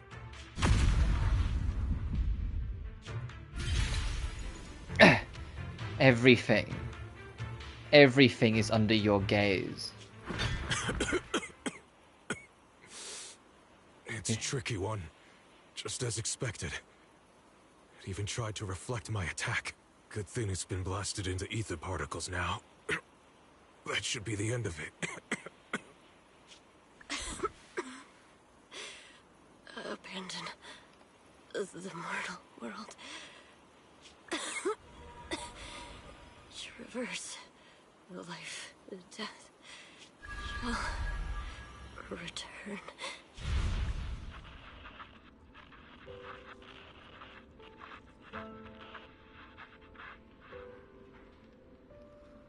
Hello? This is Sarah. Special Investigation Squad from HSO of Hand. Team was caught in operation against a notorious ethereal. I've lost contact with everyone. Wait, don't leave. Please save me. I don't want to die. Help me. Don't leave me behind. Please. Save me. Anyone. Can no one hear me? Oh. If gods truly exist in this world, please hear my plea. Where am I? Am I saved? Lucky child. Chosen by the will of the Creator, you are restored to the living before you turned into an ethereal. The blood of the Creator flowing through your broken body is the best proof that you belong here. What? Blood of the Creator? Who are you? We're the Exaltists. I'm Soph, the scribe, and the current overseer. There is no need for fear, no need for doubt. The Creator is merciful. This is the place they have given you, your new home. No, sorry. I have somewhere I have to go back to. How many times have I already told you there has never been a special investigation squad in HSO? And there's no file under the HIA for a Sarah Florin. Miss, this is your final warning. If you continue, we have no choice but to remove you by force. Tread carefully. One step further and you may shed your mortal sins. But the gate to the final domain does not open without refinement. Life and death, existence and annihilation, brilliance and decay, bliss and suffering. All shall return to the Creator, for they are the origin of all. I know. Deep inside my body, my soul, lies the seed of evil I've long refused to face. The cycle of cause and effect you have lain is clear. It lies within the call of salvation you have let me hear. Abandon the remnants of the mortal world. Traverse life and death. I set my hand upon my spine, and my palm against the mortal heart. Guided by nameless markings, I shall walk the path in search of the Creator. Creator, who has shown me the conclusion, I have fulfilled your promise. Please, accept me. Not good. Oh, Creator, is this your permission for me to merge? What? Sarah and the thing. Their presence has vanished. Wait. So, to get this quickly, what I think has happened. Sarah's background is that she was part of a secret military force, but it was secret enough that they had to basically be denied of existence. Something went wrong. It's unclear whether it was a deliberate mistake or something genuinely just went wrong. And she was deserted with her whole squad dead. One of the original Void Hunters, that was the outline of Commander Rourke, I think it was. Or Vork, I always forget what it is, the big guy with the giant ass fucking sword from the original teaser. Either didn't notice or purposely neglected her. She was eventually then picked up by the Exaltists, which started her on that path. When she tried to actually reach out and try and get answers because of whatever secret faction she was entirely with, that secret faction no longer was allowed to be believed to have existed. So she was denied at the door, all of the files surrounding her and her original squad likely erased. And so the cultism and the Creator and everything there eventually became more of her focus. Presumably she was groomed into it through everything that happened, and she just became more and more intoxicated by that notion of this Creator and her desire for everything to change after what had happened to her. A soul that was slowly broken over time.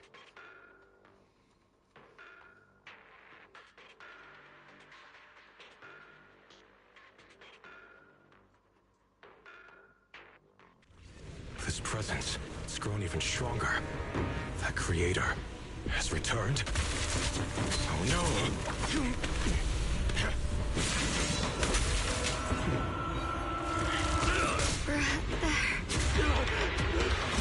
Oh no!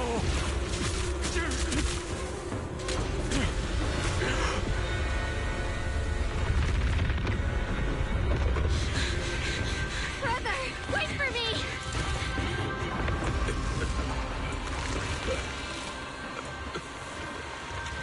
Brother! Xiao.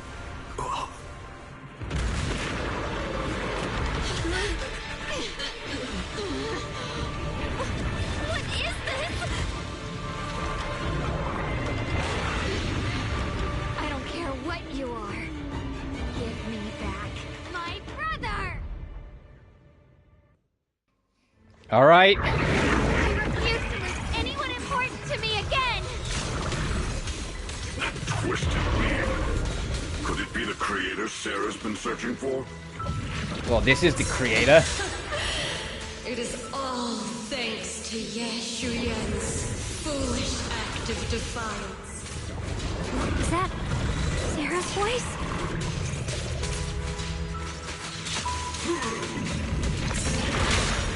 The stage is mine! Lumbering clothes? God, this music. And for you! As for Yeshuyen, fret not. Forward, sinners! Make the earth tremble!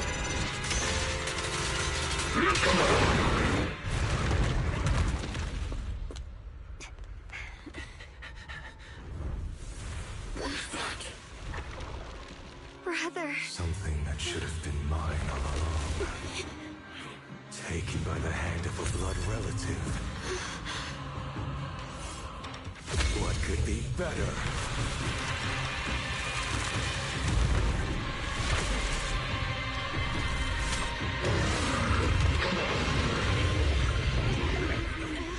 I thought that first phase seemed a bit too easy.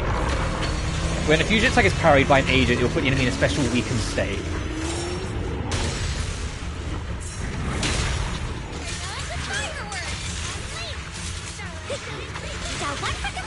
God, this music's a full orchestra. So it cannot be stunned or affected by attributes and anomaly. Parrying his attack will store 5 energy. Oh shit. You can't stun nor can you anomaly this bitch. This fucker's a DPS check.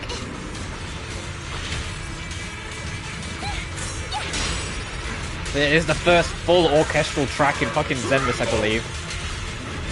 Fitting for, like, the fighting what looks like a baby version of this ultimate god the bad guy's been trying to put together since literally the game's launch. Crazy this is not the now that I think about it, it's crazy this isn't the final chapter of this patch. Of this series, I should say. The next patch is the finale of the story.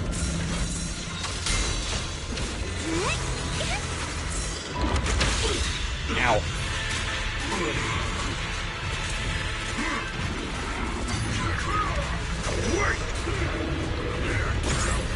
Don't take another step.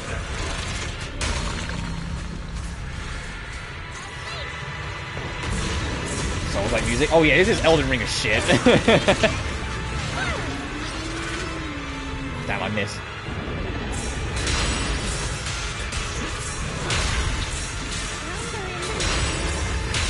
Jesus fucking Christ, how many counters?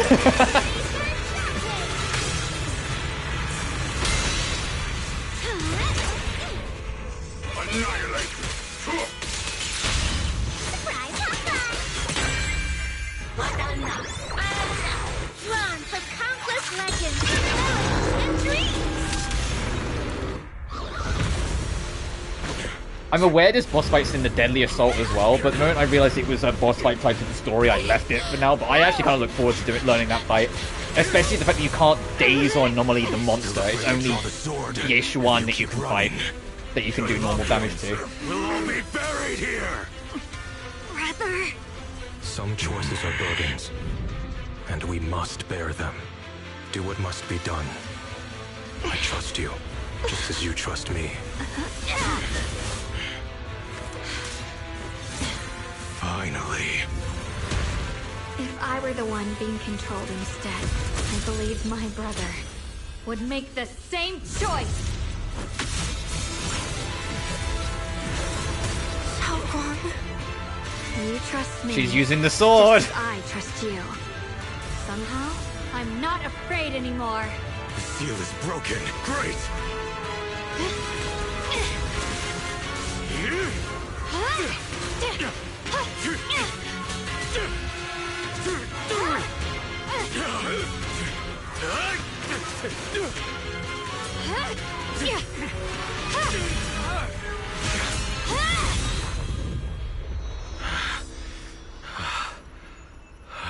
Brother. Such a splendid power. I'll happily accept it. How could that be? A mere evil spirit, and you dare speak so arrogantly. I am Yeshun Guang, wielder of the Qingming Sword of Yunhui Summit. This sword, with heaven and earth as its guide, shall cleanse all evil! Xiaoguang, I already know. This voice... Did I really bring my brother back? Please forgive me for leaving again. You must wait for me. Trust me. I will save you. I swear I will. Brother...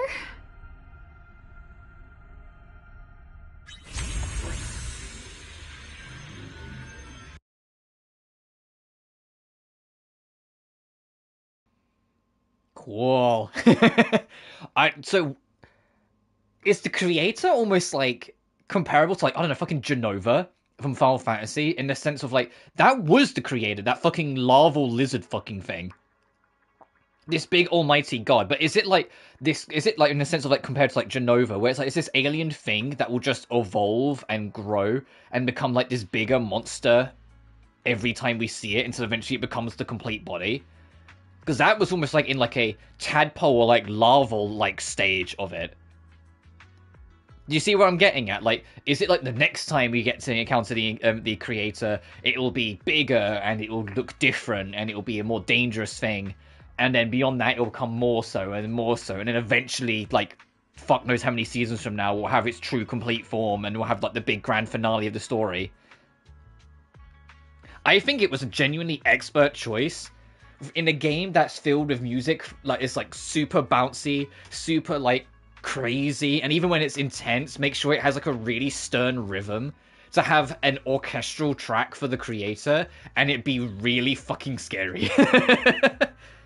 Yeah, it's possible. I think it's really fitting because like the creator is a living like tonal whiplash to everything that Zenless is about.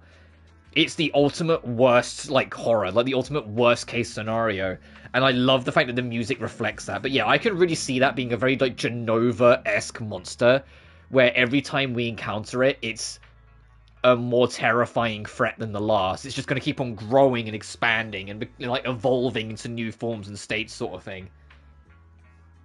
Because it's interesting that the big, you know, ultimate evil god thing we've been trying to prevent being like created happened not at the end of a season, but at the penultimate chapter of a season. And I highly doubt they're just going to kill it off and be done with it next patch with the finale. I think this is about setting it up to be something that continues to grow and grow and grow. I do think the next chapter's fight is going to be the creator infused with Sarah, though, so I feel like Sarah's the final boss of the next patch, but that's entirely me theorizing.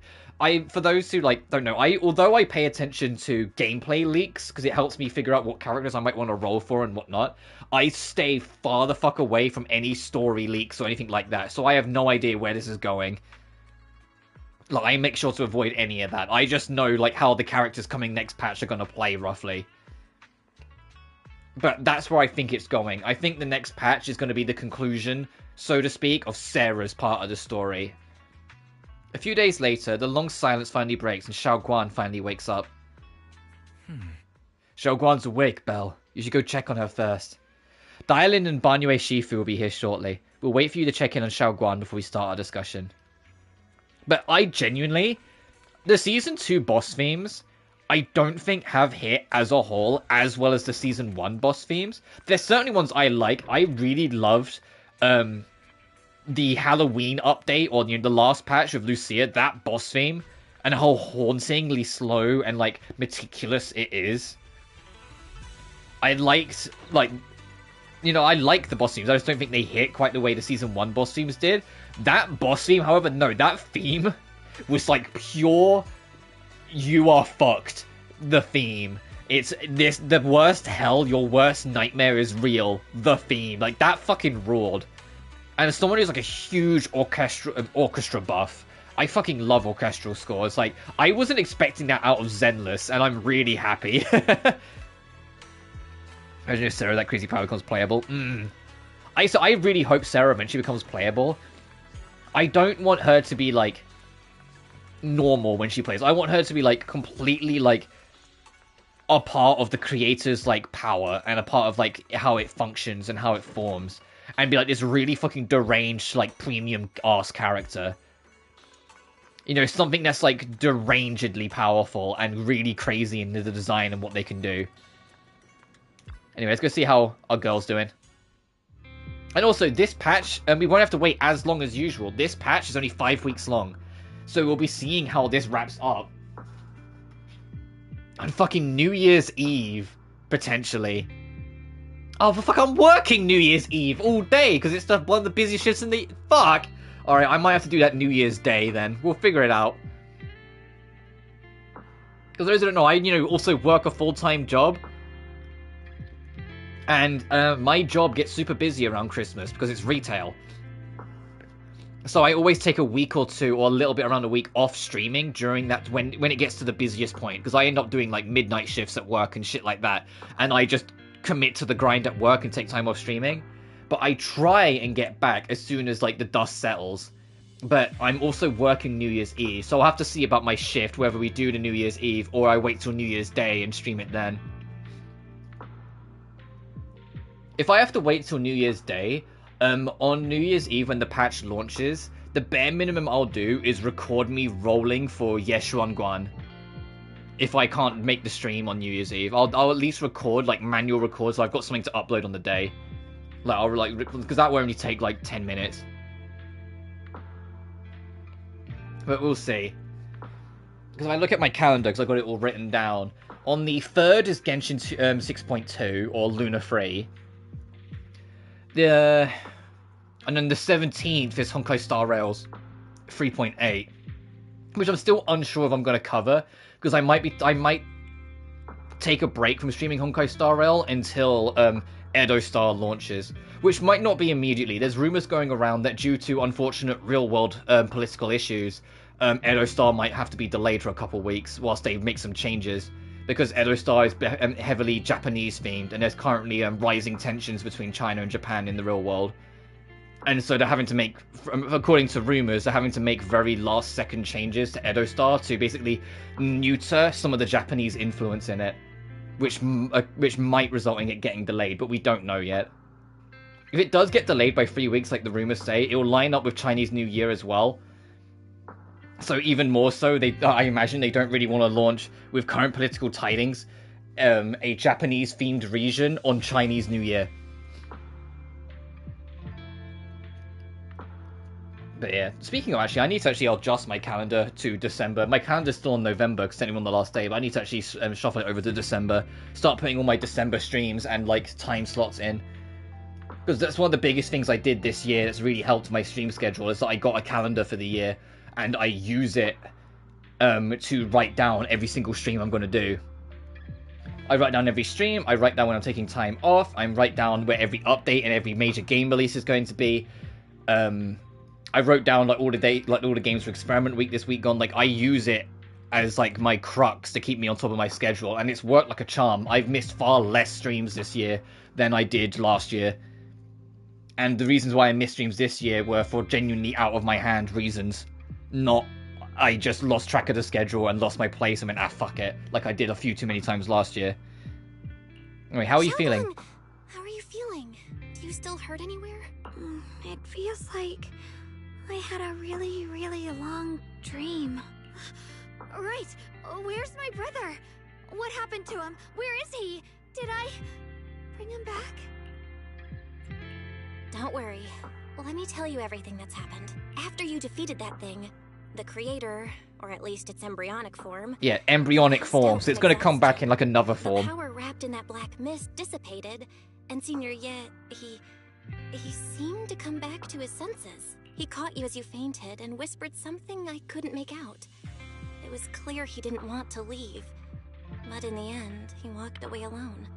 He didn't explain anything. Well, cheers. All he said was... But I said, yeah, this year as a whole, my schedule's been infinitely better. Putting it actually on calendar and writing it down is a godsend. And even if like you don't do YouTube streaming about this, I genuinely recommend it. Make a fucking schedule if you struggle to keep on top of things. Write it down. It does wonders. Banyue Shifu and Dylan were both injured and couldn't stop him. But at that moment, from Senior Ye's expression... Which reminds me, I need to buy a 2026 calendar soon. Fuck it, it's nearly the end of the year already. He left alone? No. We must find him as soon as possible. If he still has any remnant influence of the creator in his body, if that takes hold again... And what about Shifu? Did she make it in time? Ishuan Shifu hasn't returned to Swabian Temple yet. She's probably dealing with Senior Ye's situation. I heard that Yunquei Summit will be sending people over soon to investigate the creator incident. Yunquei Summit. Xiaoguang, considering our past experiences and what Sarah said, do you think the creator's target has always been you and the Qingming Sword? Yeah. It's been trying to lure me into using the power of the Qingming Sword to make me break the seal myself. And I'm afraid that it controlled my brother to use him as a medium at the critical moment, to devour the power of both me and the Qingming Sword. So, do you still remember how you defeated the creator? The situation was dire. When I finally released the Qingming sword, I seemed to have a strange resonance with it. I understood that the sword contains a power that can suppress the creator, or even annihilate it. That's why I believed that the last strike would bring my brother back. And besides that, did you feel anything else? What do you mean? Like, any changes with your body, or in your appearance? Your hair kinda turned white when you drew the sword. I hope the next main story gets spicy now the creator's already descended. Oh, I think it will. I especially considering some of the feedback the Zenless devs have had, and that they've acknowledged and talked about how like the story's pacing and where it's going, and like acknowledging where people hope it goes, etc., etc., and changes they hope to make the pacing a bit better. I think season 3 is gonna like be a bit crazy. I think season 3 is gonna be insane for Zenless. I mentioned it last time we streamed it back on Wednesday, but I have a huge appreciation for Zenless nowadays, because of how much of an underdog it is and how devoted it is to make it as good as possible, instead of just resting on their laurels, which, as much as I love Genshin and Honkai Star Rail, both have been guilty of doing a few times over the years. Of just kind of resting on their laurels and going, nah, it'll be fine, and not really doing anything spicy. This game constantly challenges itself, and the devs constantly challenge themselves to push. And sometimes things slip, like in this patch where not everything's voiced, but you can tell it's from a team that's so passionate to prove themselves. It's not just a team that's passionate about what they make, it's a team that's an underdog, that's determined to prove they're worth the mantle, sort of thing. And I have a deep respect for the fact that they keep on trying, and they genuinely have been nailing it more and more often as it goes on. So they do have little stumbles here and there. Like I remember when 2.0 launched, and like the explorable combat areas were laggy as shit, and it's like, okay, this needs some optimization work, or like, you know, some parts of the story, or like, you get what I mean. Like, but they genuinely have really committed to it. And to be honest, even though this isn't my favorite of the lot, I think this has the most consistent like characters of any Hoyoverse game right now. There's no character that's kind of a whatever that kind of slips by the wayside. Every single character they've introduced I've cared about. Like, this game probably has the most 5-star units I've rolled for solely because I care about them. Whilst in Genshin and HSR, sometimes it's literally just like, oh, their story's whatever, but I like how they work, so I'll get them. You know? Whilst this game, like, the amount of times there's been a character where I haven't had any plan on getting them, and I've just gone, man, that character's story was phenomenal. I want to roll Alice and Yuzuha. Man, their story was fantastic. I'm getting Vivian. You know, like there's been so many like I don't think there's a single character that's dropped the ball. Like the only characters I'm really missing outside of characters like where I like, you know, where like in this patch where I'm not getting either Dialin or Banyue because I'm saving for Girly Pop here. The only other characters I missed is when I first dropped the game. Because for those who don't know, when the first game came out in 1.0, as much as I enjoyed it, I didn't really fuck with it long term. And during 1.1, I eventually put the game down. And didn't pick it up again until 1.4 because I always wanted to get Miyabi. So I went, oh, I'll install 1.4 and get Miyabi. I might fuck around with it. And then I realized just how much quality of life the game had got and how much it kind of reinvented itself. And the rest was history. I really fell back in love with the game and really appreciate it now. So all the 1.2 and 1.3 characters I just don't have because I didn't play the game during then. I don't have Caesar, I don't have Bernice, I don't have Lyda, I don't have Yanagi. But a lot of characters thereafter, like you look at my list and it's like, oh, you rolled for almost everyone. There's very few characters. I think since 1.4, the only character I didn't get was Silver Anby because I didn't really like her moveset. As much as I like her story, I just couldn't justify her moveset. And Hugo I missed because I was saving up for Yishuan. Oh, and Orphe, but that's because I actually did try the role for Orphe, but got unlucky, and eventually I just went, fuck it, fine, I'll save my rolls. I lost the 50-50, and I was like, fine, I'll save for someone else, but I did actually try and get Orphe. But everyone else, every other 5-star, I've got as they've come out, because I've enjoyed their story so much, I want them. I want to be able to hang out with them. I not even if say they use them, I just want to be able to hang out with them. Yeah, Seed's another fantastic example. Seed's story made me cry like a bitch. Like, and I was like, yeah, I'm getting Seed. There's no way I'm not getting Seed. Like, Seed brought me to tears with her story. It's so beautiful. With her story of, like, it's between her and Seed Senior, and her basically coming to terms with his death in her own messed up way, and it just slowly kind of just cracking her at the end there. I was just like, fuck. But I think that's a testament to, like, just how consistent the writing is, that they're genuinely, like, I feel bad that I'm passing up on Dialin and Banyue, and I said it is literally because I want Yeshuan Guan so bad. And I would say it's like, oh man, I feel bad maybe skipping Zhao to get her, but Zhao's, according to the rumor mill, going to be free. She's going to be a free gifted S-rank unit alongside Shoguan, sorry. In the same way that,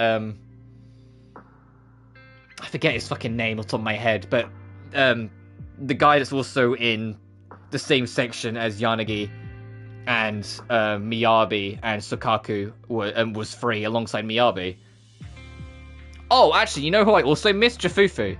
Because I wasn't interested in getting another stun unit. But I think Jafufu's a bundle of joy. I love Jafufu. I just couldn't justify getting another stun unit. I was like, I have no place to put you fucking anywhere. I'm sorry. Are you worried about repercussions from using the sword? Don't worry. That look was just the influence of the Qingming sword. You see, I remember everything very clearly. I remember how that monster was torn apart by my blade, and what my brother asked me to do. What's wrong? Still worried?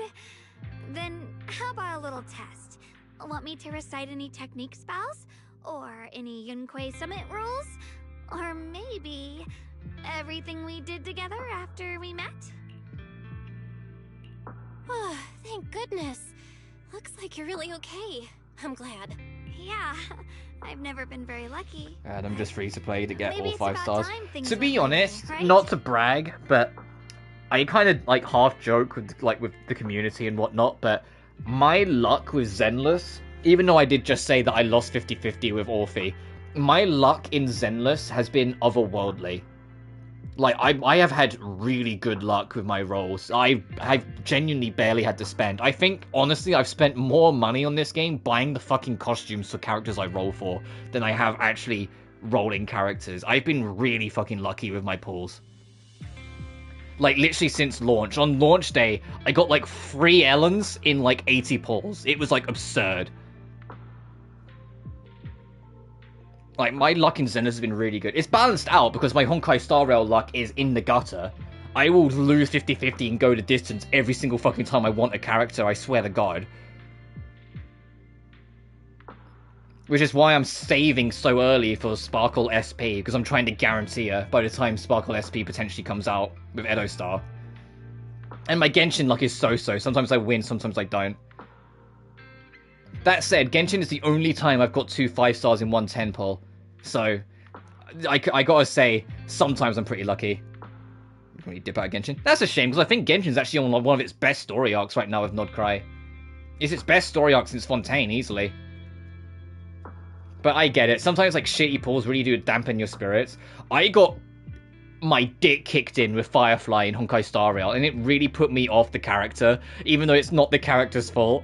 I had I think it was like 140, 150 rolls, and I came out with just the character and no weapon banner because I lost both the 50-50 and the 75-25.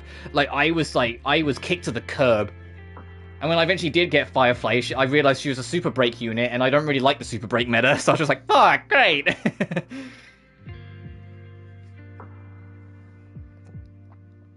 But I get it. But yeah, Genshin is the only time I've got 2 5 stars in one 10 pull. I got 2 Escoffiers in one 10 pull.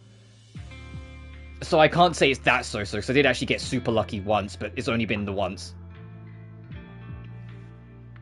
But yeah, I'm saving for Yeshuan Guan, because I'm not going to test my luck. I want to have rolls saved. It's just... I finally found my brother, and the next thing I knew, he was gone again.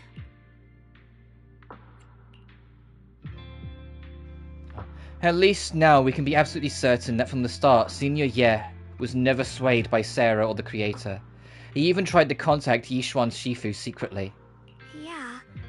It seems like Sarah was using the promise of separating me from the Qingming sword to lure my brother into cooperating with her. But speaking of, Genshin's got some wild banners coming up according to the rumor mill. Durin is Wednesday, as in the Dragon Reborn Durin, which is a huge fucking deal for a lot of people. I'll be skipping Durin because I don't roll for men. Sorry, I don't make the rules. 6.3 is Cullum fucking Bina. You know, the third of the Harbingers. Columbina, this like Frost Moon Goddess or descendant of the Frost Moon Goddess Columbina, that Bina, which is what my rolls are going to. The rumor mill is that after her is Varka, as in head of the Knights of Avonia, so it's like a wild run.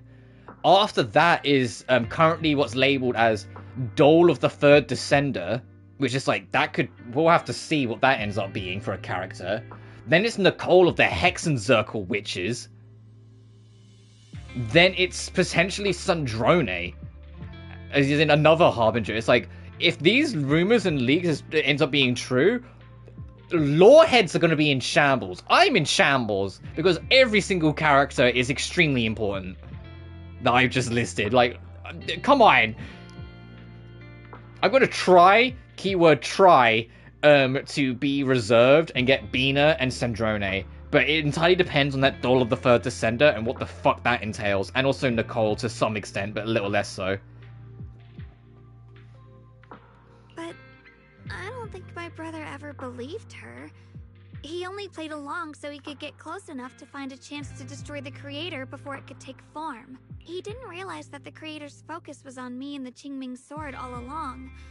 What's up with coming? Yeah, they said that a big point of Nodcry is to start tying up some loose ends they've left in older regions. It's why, according to the rumor mill, when Nodcry's story patch ends, which I think is in like late January or early February, like the main story ends, the remaining of the patches are going to be focused on other regions. Like, we're going to go to Dorman Port, finally, in Mondstadt. Finally get a land expansion in Mondstadt.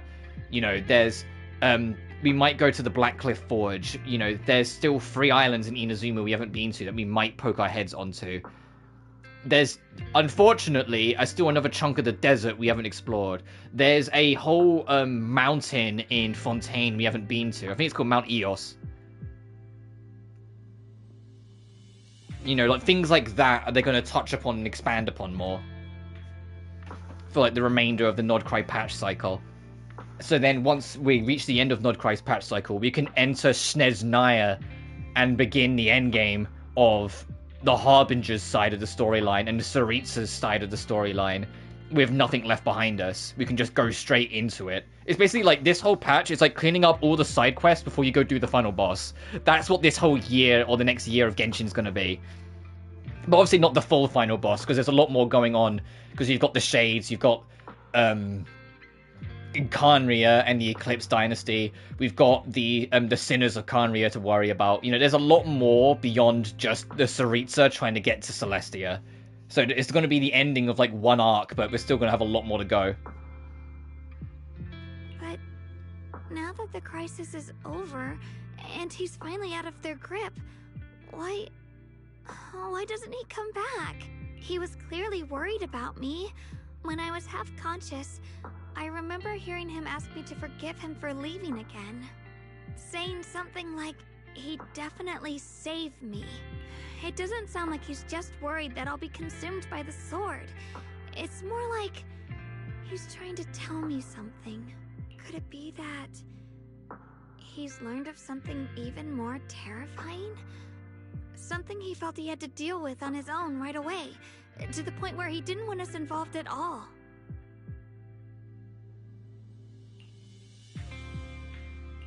Since Senior Ye asked you to trust him, then let's do just that. What's most Yeah. important now is for you to rest up and We get better managed to quickly. see the Creator, but a lot of this patch is build up for the next one.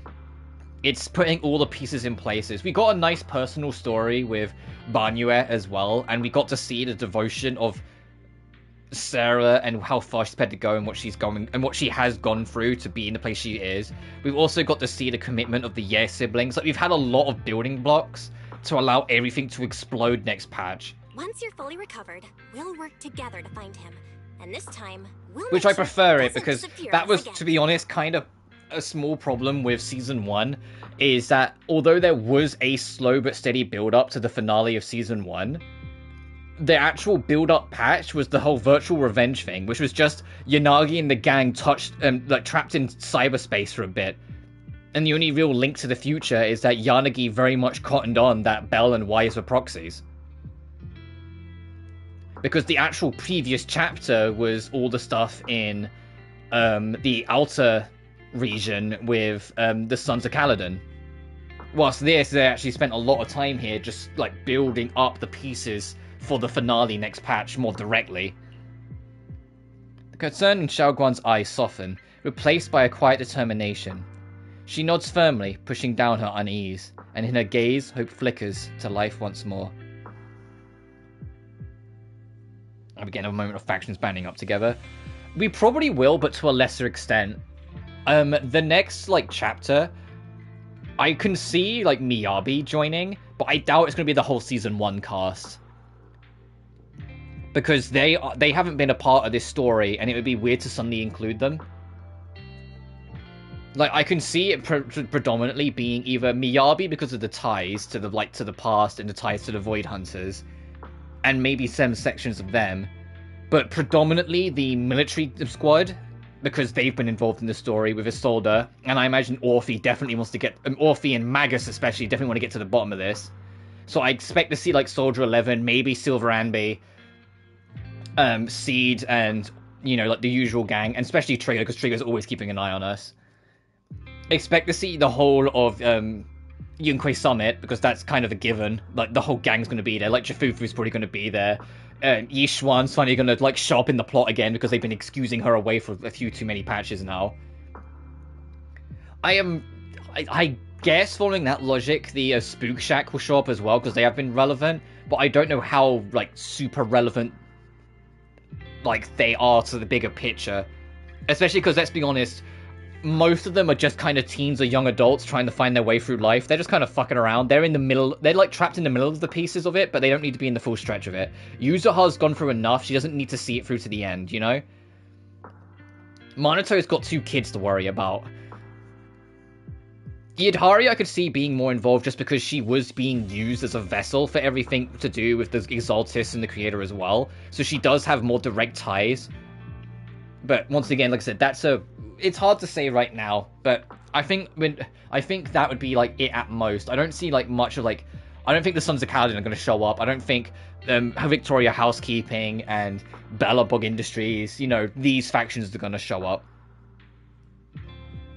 Maybe Vivian, because Vivian will be like, my faithful's in a life-endangering situation, I must go, and just fucking Mary Poppin her way over to him. But still.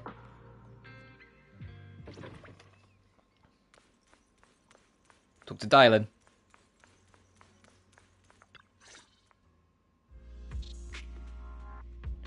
Oh, how's Xiaoguan doing? She just woke up, so instead of bugging her with questions, we figured we'd give her some peace. But she's still concerned about her brother, but she's less upset now. She's still concerned about Senior Ye, but after hearing that the creature was repelled and that her brother made it out safely, she calmed down for now and is resting. I'm afraid I'll have to trouble you to keep a closer eye on Xiaoguang's state of mind these next few days. That's fine. I'll keep an eye on her. Please don't worry, Ban Ye Shifu. Xiaoguan only drew her sword for Senior Ye and all of us. I'll make sure to keep an eye on her condition. She's always been tougher than we think, but that's also exactly why it's so hard not to worry about her. Back to business. What's this resonance signal you two mentioned earlier? Right. There was so much happening so quickly that we didn't have time to investigate further, which is why we couldn't tell you right away. When the creator, or rather that power Xiaoguang fought off, was first awakened, 4 areas in Lemnian Hollow simultaneously emitted extremely brief but highly similar energy resonance signals. Which 4 areas? We can only locate 3 general areas at the moment. One was right where the creator appeared at the old mining site. Another was the area where we confronted the Exaltist Overseer, Mevarok. and the third one was the town. I say this, but Wise is here linking everything fucking together, so maybe it will include the Spook Shack as well because of the town. Yeah. Coincidentally, these are all places Wise and I have been before. You've been to all 3 places? Oh, don't tell me these are all popular attractions. That's not the strangest part. What's really worth noting is the 4th signal. Fairy? The spatial coordinates of the 4th resonant signal are severely blurred. Existence confirmed, but precise location cannot be confirmed due to high-level energy interference. Warning. Though brief, the peak value of the signal's miasma energy exceeded all known records within Lemnian Hollow.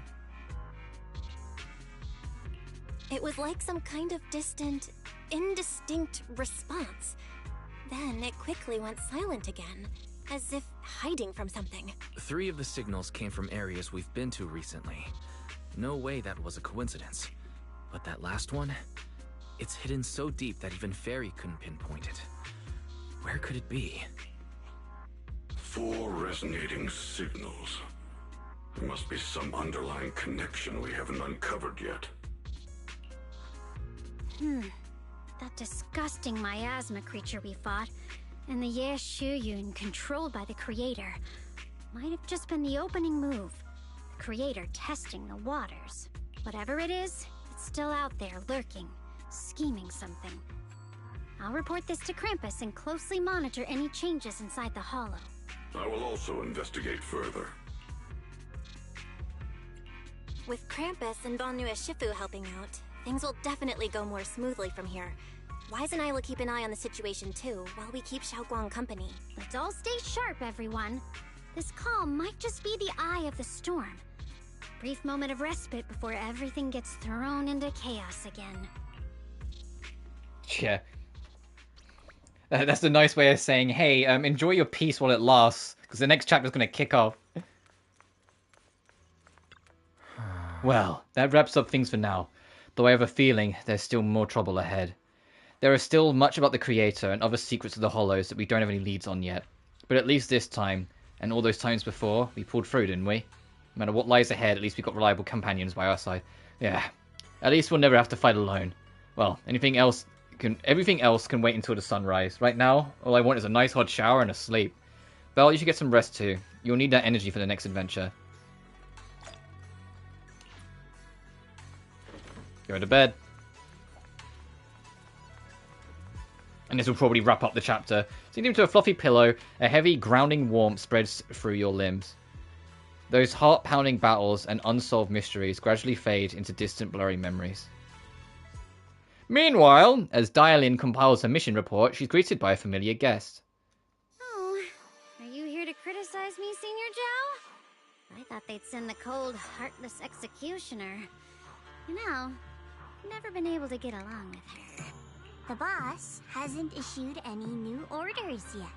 Naturally, she won't do anything. Besides, it's too late for you to feel guilty now. I'm just here on my own behalf to ask you for an explanation. After all, we've provided you with important intel, but the result of the mission was a little underwhelming. The orders from the higher-ups are to retrieve Banyue's core data and erase this unstable factor. But as for you, not only did you not get the core, but you also seem to have made him more complete and dangerous? Is this negligence of duty or self-inflicted downfall? Huh? Who said I didn't finish the mission? I have exercised the ultimate authority granted to me by Krampus as the judge. The verdict is as follows. Banyue's core consciousness has tentatively proven that it is controllable and of great value. Hence, I deemed there is no need to erase it. As for retrieving said core, don't worry. I will introduce Banyue to Krampus. Wouldn't you? Oh, that's why Banyue is considered a Krampus member. Dialin fucking brings him into the fold. Huh? You want to let him join Krampus? Yeah, wouldn't that be more interesting? If he joined, then his power, along with all of the information he has, would be of service to Krampus. And the long run, that's way more valuable than a one-time core data extraction, don't you think? Aside from the old folks from TOPS, the reason the boss is so interested in Banyue's core is because a certain big shot was the one who made modifications. Gradually transformed him from a killing machine into a human. Huh. You sure know how to wiggle out of a tough situation. However, your proposal does actually have some merit. I hereby approve your verdict. As for how to write the report without any leaks to get those old fossils to not in prison, that will be up to you to deal with. But I believe that when the boss finds out you're about to have a new member who is so controllable and so useful, with all the potential value he brings, I'm sure she will be happy. After all, this is much more worthwhile than recycling a pile of scrap metal. I'm curious about this boss of Krampus. They've mentioned her a couple times. I wonder what she's like, other than seemingly a little scary from how the dial-in referred to her as this cold executioner. I'll still be relying on you to help me persuade the others. The conversation comes to an end with sweet but cold farewells. Dial-in remains where she's standing and exhales softly. Banyue, your path to redemption begins with Krampus, and it will be a long road. Don't let me down. The skies over Waifei Peninsula remain heavy and grey, but for Banyue, the path towards a new life now lies open, and one less shadow stands in his way. That's why her debut. Oh yeah, it'll probably happen soon. The night deepened and all is silent. As Suibian Temple is shrouded in hazy moonlight, a single room is lit with a dim yellow light, like a stubborn little firefly in the darkness. On the day I secretly snuck into Suibian Temple, I saved a chubby cat. The next time I came to the temple, I tried to pass myself off as an acting temple master, only to get caught red-handed by Junior Bell. The day we went to Yumsha Sin, I was wearing that casual dress. Junior Bell said it really suits me. The storyteller at Yumcha Sin told fascinating tales. We ate osmanthus cakes made with fresh petals preserved in honey, sticky rice powder, and kumquat peel. Banyue Shifu doesn't like greasy or spicy things. When handing him hot tea, the cup handle should be to the right. Dylan really likes honey. She always doubles the amount. Senior Inhu's secret marinade. Grind the dried tangerine peel into fine powder. Use just a pinch when seasoning the meat. When we gathered around the fire that night, we looked at the stars together and exchanged embarrassing stories. I talked about...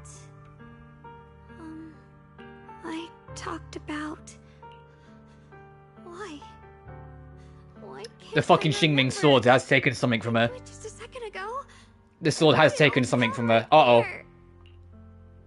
The words on the page are blurry, twisted, and morphed, as if they were about to break free from the shackles of the pages and disappear completely. A tear falls from her eye, hitting the diary with a sharp pat. After a few seconds, she wipes the damp marks from her face with the back of her hand, and her eyes become resolute again. She stares at the handwriting, soaked in tears, as if trying to use her gaze to burn the words back into her heart. I talked about how I didn't bring enough money when I left Junkoi Summit. I almost ended up going to that pawn shop in town. I remembered thinking to myself, besides the Qingming sword, I have nothing of value that's worth holding on to. I must never forget these She's moments. trying to fight it. The Xingming sword already stole a chunk of her from her when she used it, and she's trying to hold on. Shifu, my brother, Belle, Wise, and everyone else. I must remember all the beautiful moments we shared together. I have to remember. In the light, her lips move persistently, yet in vain, over and over again, repeating the fragments of fleeting memories that she's desperate to hold on to. Her fingers begin to turn white and tremble slightly as she grips the diary tightly. It's as if she's engaging in a desperate struggle against an invisible foe known as the Forgotten. Only the still damp tear stains on the paper silently tell the story of a young girl who in the darkest of nights used all of her strength to pretend the world is still as it always was. To pretend she's still the same Ye Xuan Guan, whole unscarred, unaffected by the Xingming sword. Oh, the next chapter is going to be really depressing. I can already fucking tell. Uh-oh. Oh, the next chapter is going to be really fucking depressing. Uh-oh.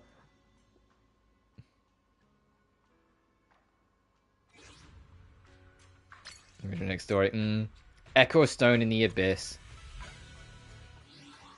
Uh-oh.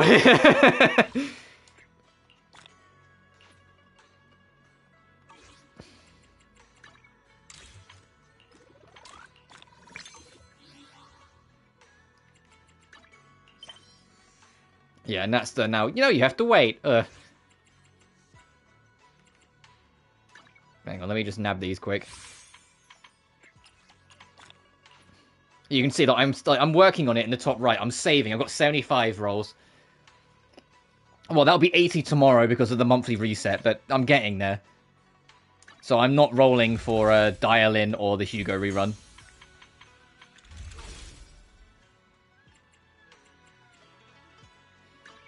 No matter where But we yeah, go, as that meeting you update, is the real reward. as a whole, I really liked it. I mean, I've liked basically all the updates, all the story stuff in 2.x since it started.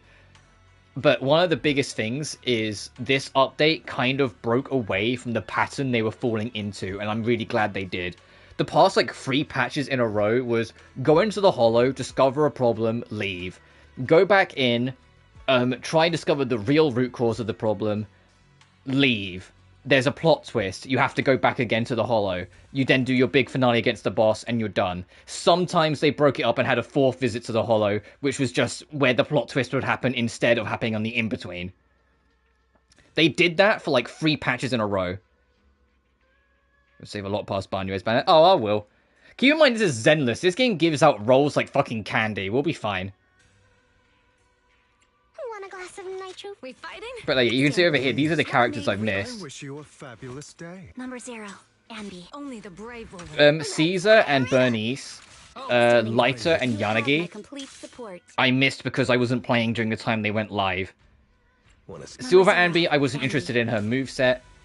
Hugo, I was saving for Yishuan. Orphe, I did try the roll for, but I didn't get lucky. So it is what it is. And Jafufu, I had enough stun units, so I eventually just went, you know what, no, I'll take the L and skip. And then Dial-In I'll be skipping because I'm saving for Yeshi and Guan. Same with Banyue, but everyone else I have. How can I help? Need some. I think the most painful thing is that at launch, when the game first came out, Rena was the one unit I so desperately wanted, and I didn't get her until so fucking far after I had a full built team that there was nowhere I could even remotely try and fit her in. And I was so like, god damn it, like when I finally got her. Need some. I am the A new case to take a deep breath. Need a fortune. How about a little late? No matter where we go, meeting you is the real reward. But let me... Yeah, I'll go as Yatari. I said that if we had time afterwards, which we've only been streaming for just under 3 hours, I would show off the 2 main events. I'll show off the discount currency wars first. Which I think actually has something we need to do as well. Yes.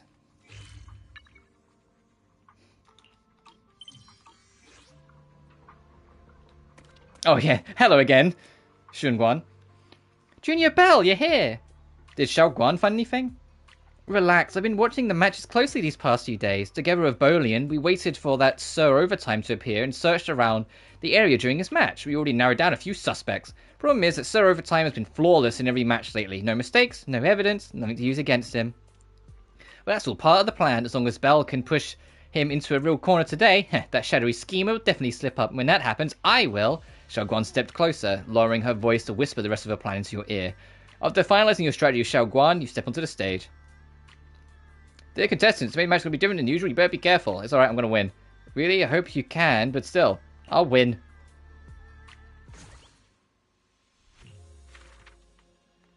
All Bond Bangbu counts +2.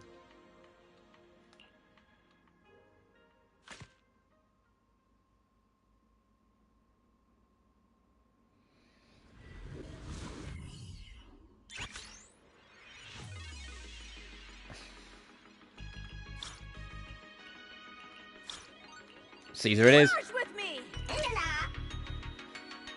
Time to rumble. Oh fuck! I accidentally just sold them. Uh oh. Hey, can I reset? I accidentally sold that unit. I pressed the wrong button. Do you think that Yudari's event was pretty much her story quest? Oh yeah, the Dream Realm, where you got to explore her background a bit? Kinda, yeah. So yeah, that was my bad. I completely pressed the wrong button. And fucked ourselves there. Let's try that again.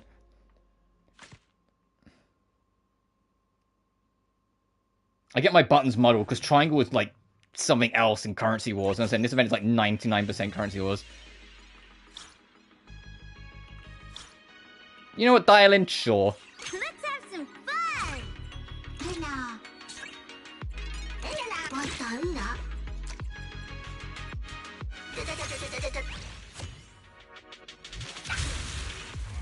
But I liked it. I really enjoyed it. Big numbers win! Each time about a refresh nets you 2 extra coins. Oh no, I refresh all the time. Triggers every 5 seconds, grant you a shield. It will say, maybe.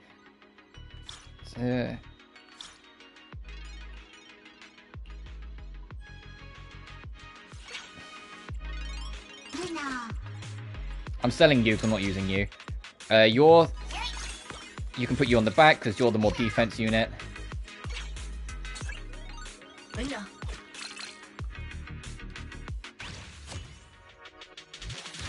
Glitchy Panda Head? That's the account name Seed's going for? Yeah, that sounds like something Seed would make up. Oh yeah, although there's a couple things, and like the hacking side of things, like the actual being a proxy side of things, involvement in the story, it feels like that's been like super neutered as time's gone on. But as a whole, I think Season 2 is way better. They've learned a lot from Season 1 and really gone out of their way to apply a lot of it in creative ways. I feel like the game as a whole is in a much better state than it ever once was.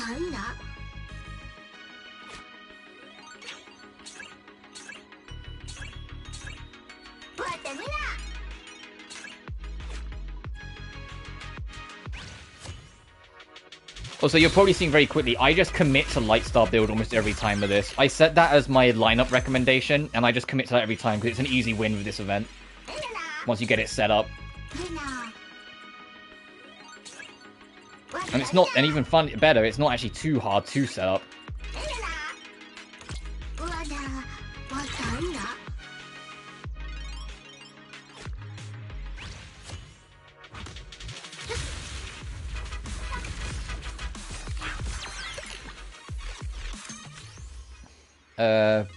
Guardian Bang Boob, 1 level increase.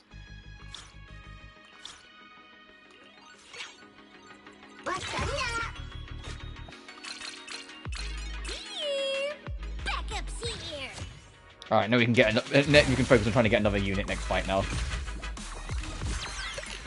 I usually, like, it's very rare I go to level 5 in this. I don't think you really need 5 units out. Heck, you don't even need 6. You're another defense unit. I'm gonna put... Actually, no, I know what I'm gonna do with you. Put you there. Put you there. There you go.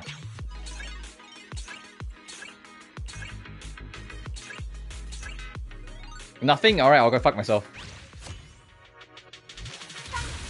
Also, I don't think there's actually any character story quest this patch. I think it is just... Well, you had Dial-In and Banyue's thing go on. So now it's just, you know, wait 5 weeks.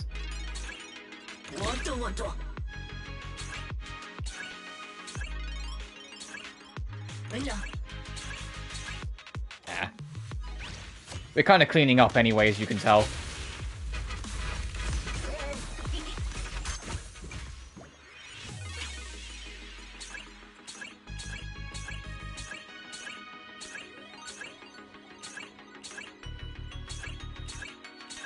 Okay, nothing I care about. Let's just go then.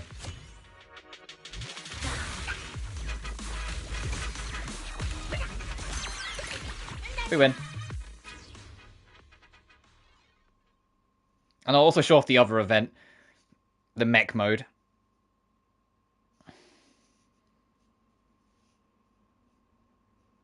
The mech one is actually kind of fun, because you actually get to explore.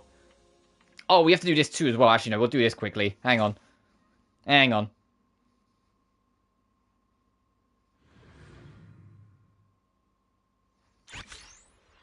I don't want to die in story quest. I mean, considering, like, the devs are probably locked in, making sure the finale hits. If other things, like I kind of pushed back a little for a bit just to get them focused on that, I'd rather. I imagine after 2.5, we're going to get a lot of, like, character story stuff, because they'll have smaller stories all the way till 3.x.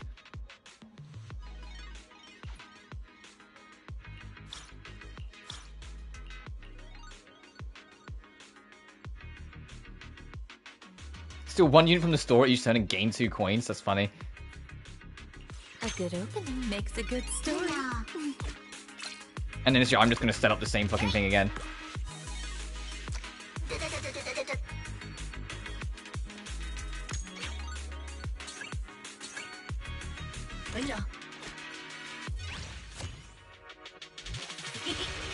This strategy, this lineup I have is near unstoppable, which is why I heavily recommend it.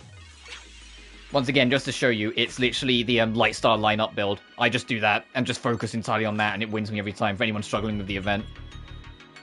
Just completely, like, 110% lock on to focus on that, and you'll be fine. So, like, any other unit that comes up, you see I'm ignoring. So you can get a sneak peek. Yeah, I think Krampus, when they're going to, like, actually show how Krampus works, it'll be more of a dedicated thing, not a character story. I think you're going to be waiting on that for a little bit.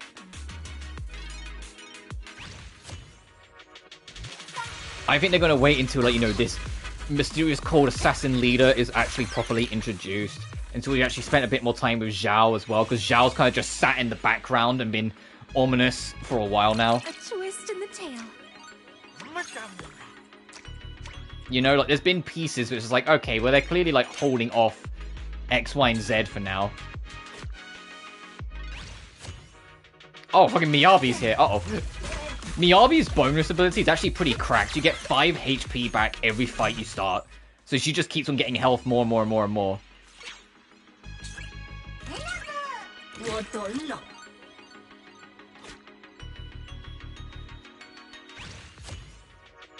Right, she's hard to actually put down.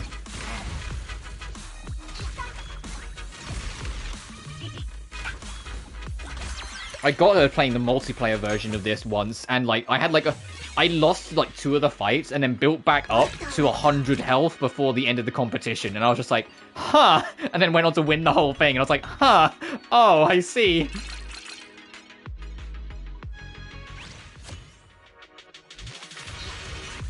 Oh, they have a turret as well, so you need to be careful. Oh, no, we're fine.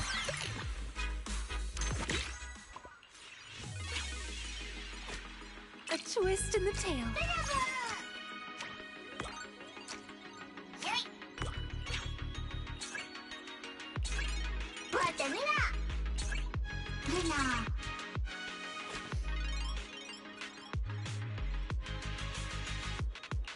Yeah, I'm not going to use the luck boost so you can sell.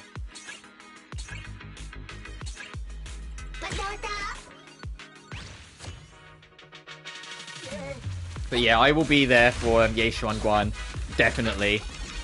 I think she's great. And I have seen her kit and how, like, she is going, like, full fucking Void Hunter next patch, and I'm like, oh, I'm there. Fuck, alright. I'll lock you then, so I can get it next time.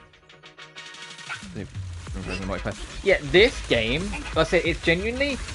It's simplified, sure, but if you've played Currency Wars in Honkai Star Rail, it's the same fucking thing. I didn't mind this. Like I say, it's a little too simple because Currency Wars has got a lot more going for it. I think Currency Wars is way better because it uses all of your actual characters and not, you know, these little guys. But, like, damn, like, once you, like, get a feel for it, it's really fun.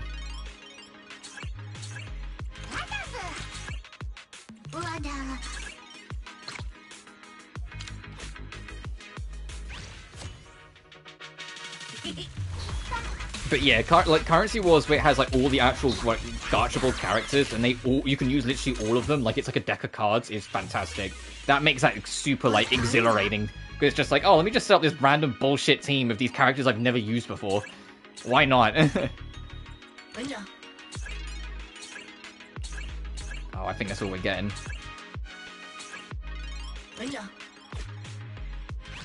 Oh, Miyabi got destroyed. Never mind. I thought Miyabi was going to be my final fight.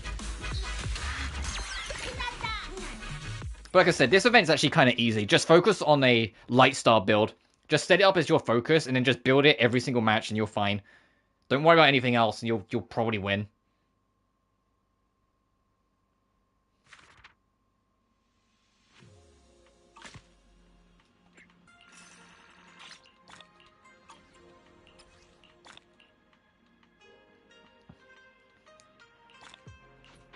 The only thing I'm missing is I need to play more online, but I'm not that fucking fussed. And I'm definitely not going to try and go for the competitive mode, because I'm not that fucking interested.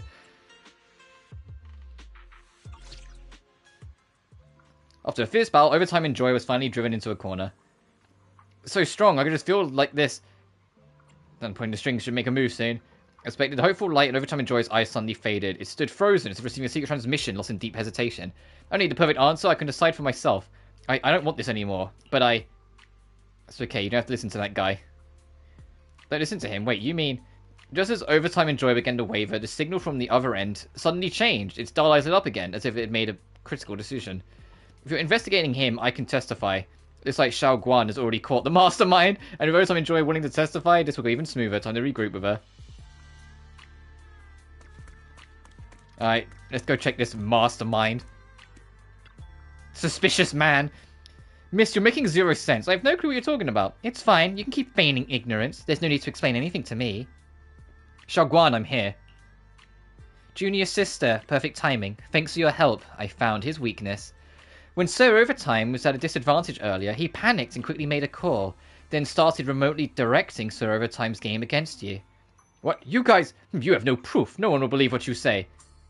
That's what you think. I've already logged everything down with the shadow art of image imprinting. It says it recorded everything. You. Without giving him a chance to resist, you escorted the man to PubSec with Xiao Guan. Soon after, you reached a final verdict. The man was given due punishment for illegal match manipulation and profiteering outside the arena. Overtime and Joy was seen as a coerced party who did not from the scheme. Moreover, it even helped to expose the crime. Hence, it received the lightest sentence for side community service work. The contract it signed was the man who was also reviewed by PubSec and nullified as an illegal agreement. I want to thank you all properly. After getting fired from my last job and messing things up, I thought I could use my gaming talent to find work I actually enjoy. Instead, I got tricked into signing a contract and selling my soul. That's what started all this trouble. Yeah, we get the gist. Enjoy your freedom. Those who help themselves will be helped by others. I don't fit for it.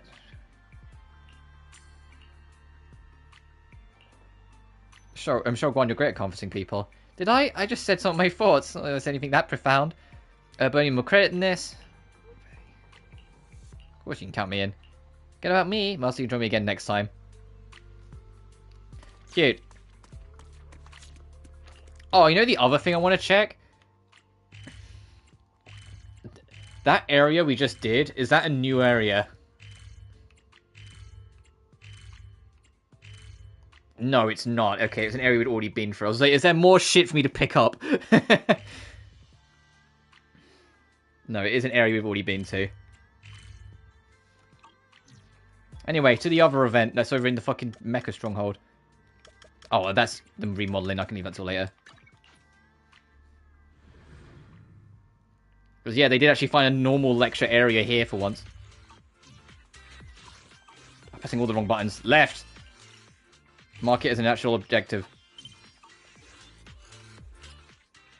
Oh, you can only use these two here. Funny.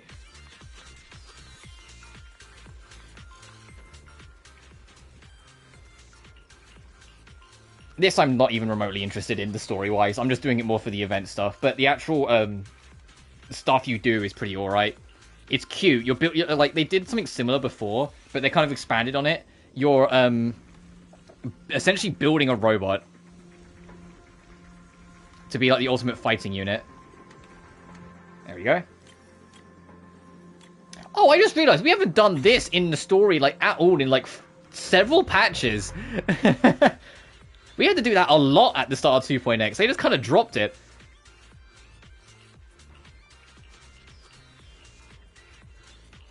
Position, let's go. Oh, time to learn more ultimates. Yeah, let me go.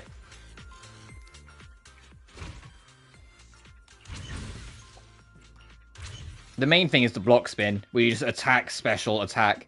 And if you have your meter full, you get way more damage out of it.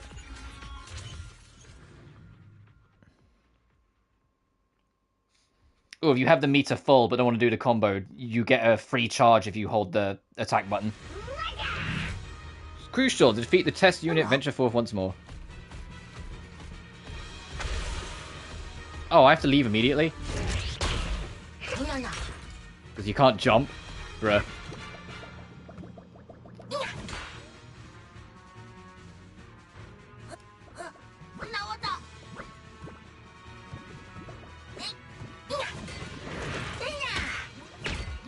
Fuck you, fuck you, fuck you.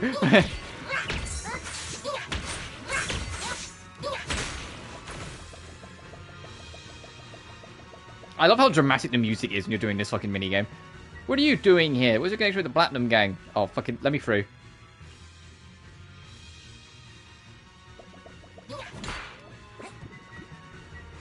You know what this actually does remind me of in a weird way? Like, these levels that you can do in this event, it reminds me of the Simpsons video game. Like, I feel like there's been a lot of things that have reminded me of that game. And I know why. Like, the Simpsons video game borrowed a lot from a lot of the media, because that's part of the joke of that game, is that it's a little bit of everything. But it really, this really reminds me of, like, running through some of the later levels in Simpsons game.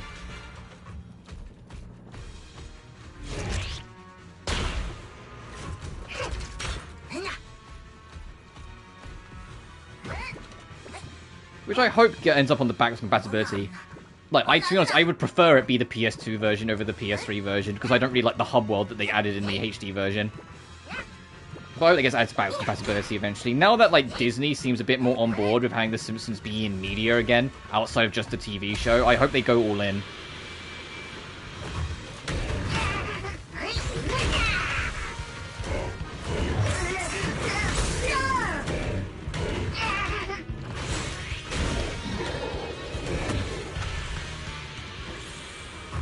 Oh, here's the upgrade station.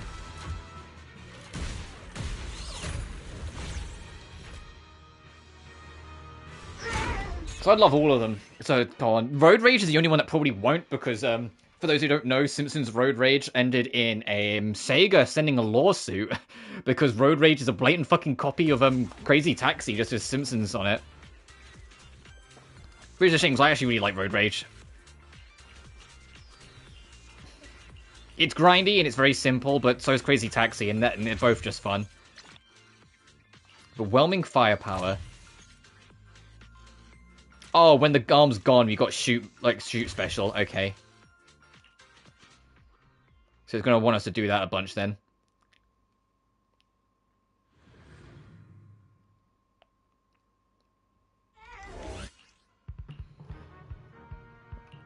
We're in range mode. Hold square to shoot. And release square to launch a guided missile. Upon accumulate heat, all skill damage increased by 50%. Release and quickly hold it again to consume heat and attack enemies with the flamethrower. Okay.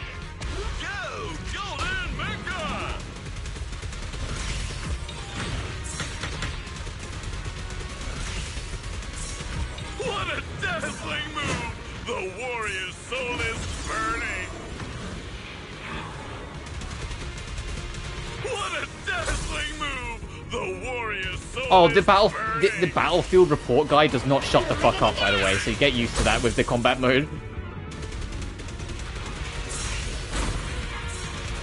Sweep the battlefield with fire! Blazing storm!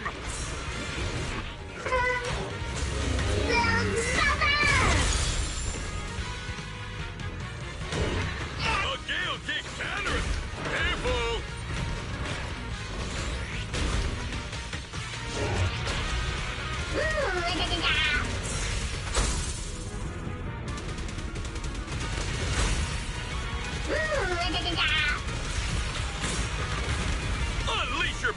Rolling storm for victory.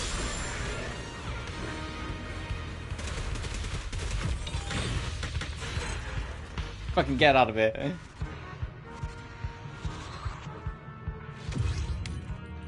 Remember that one lighter mission where it goes straight up into like a 2D brawler and you just like it's just him on a 2D brawling side screen, you just beat the shit out of everyone? That mission was great. And that's it, and then you do the same again tomorrow and same again the day after.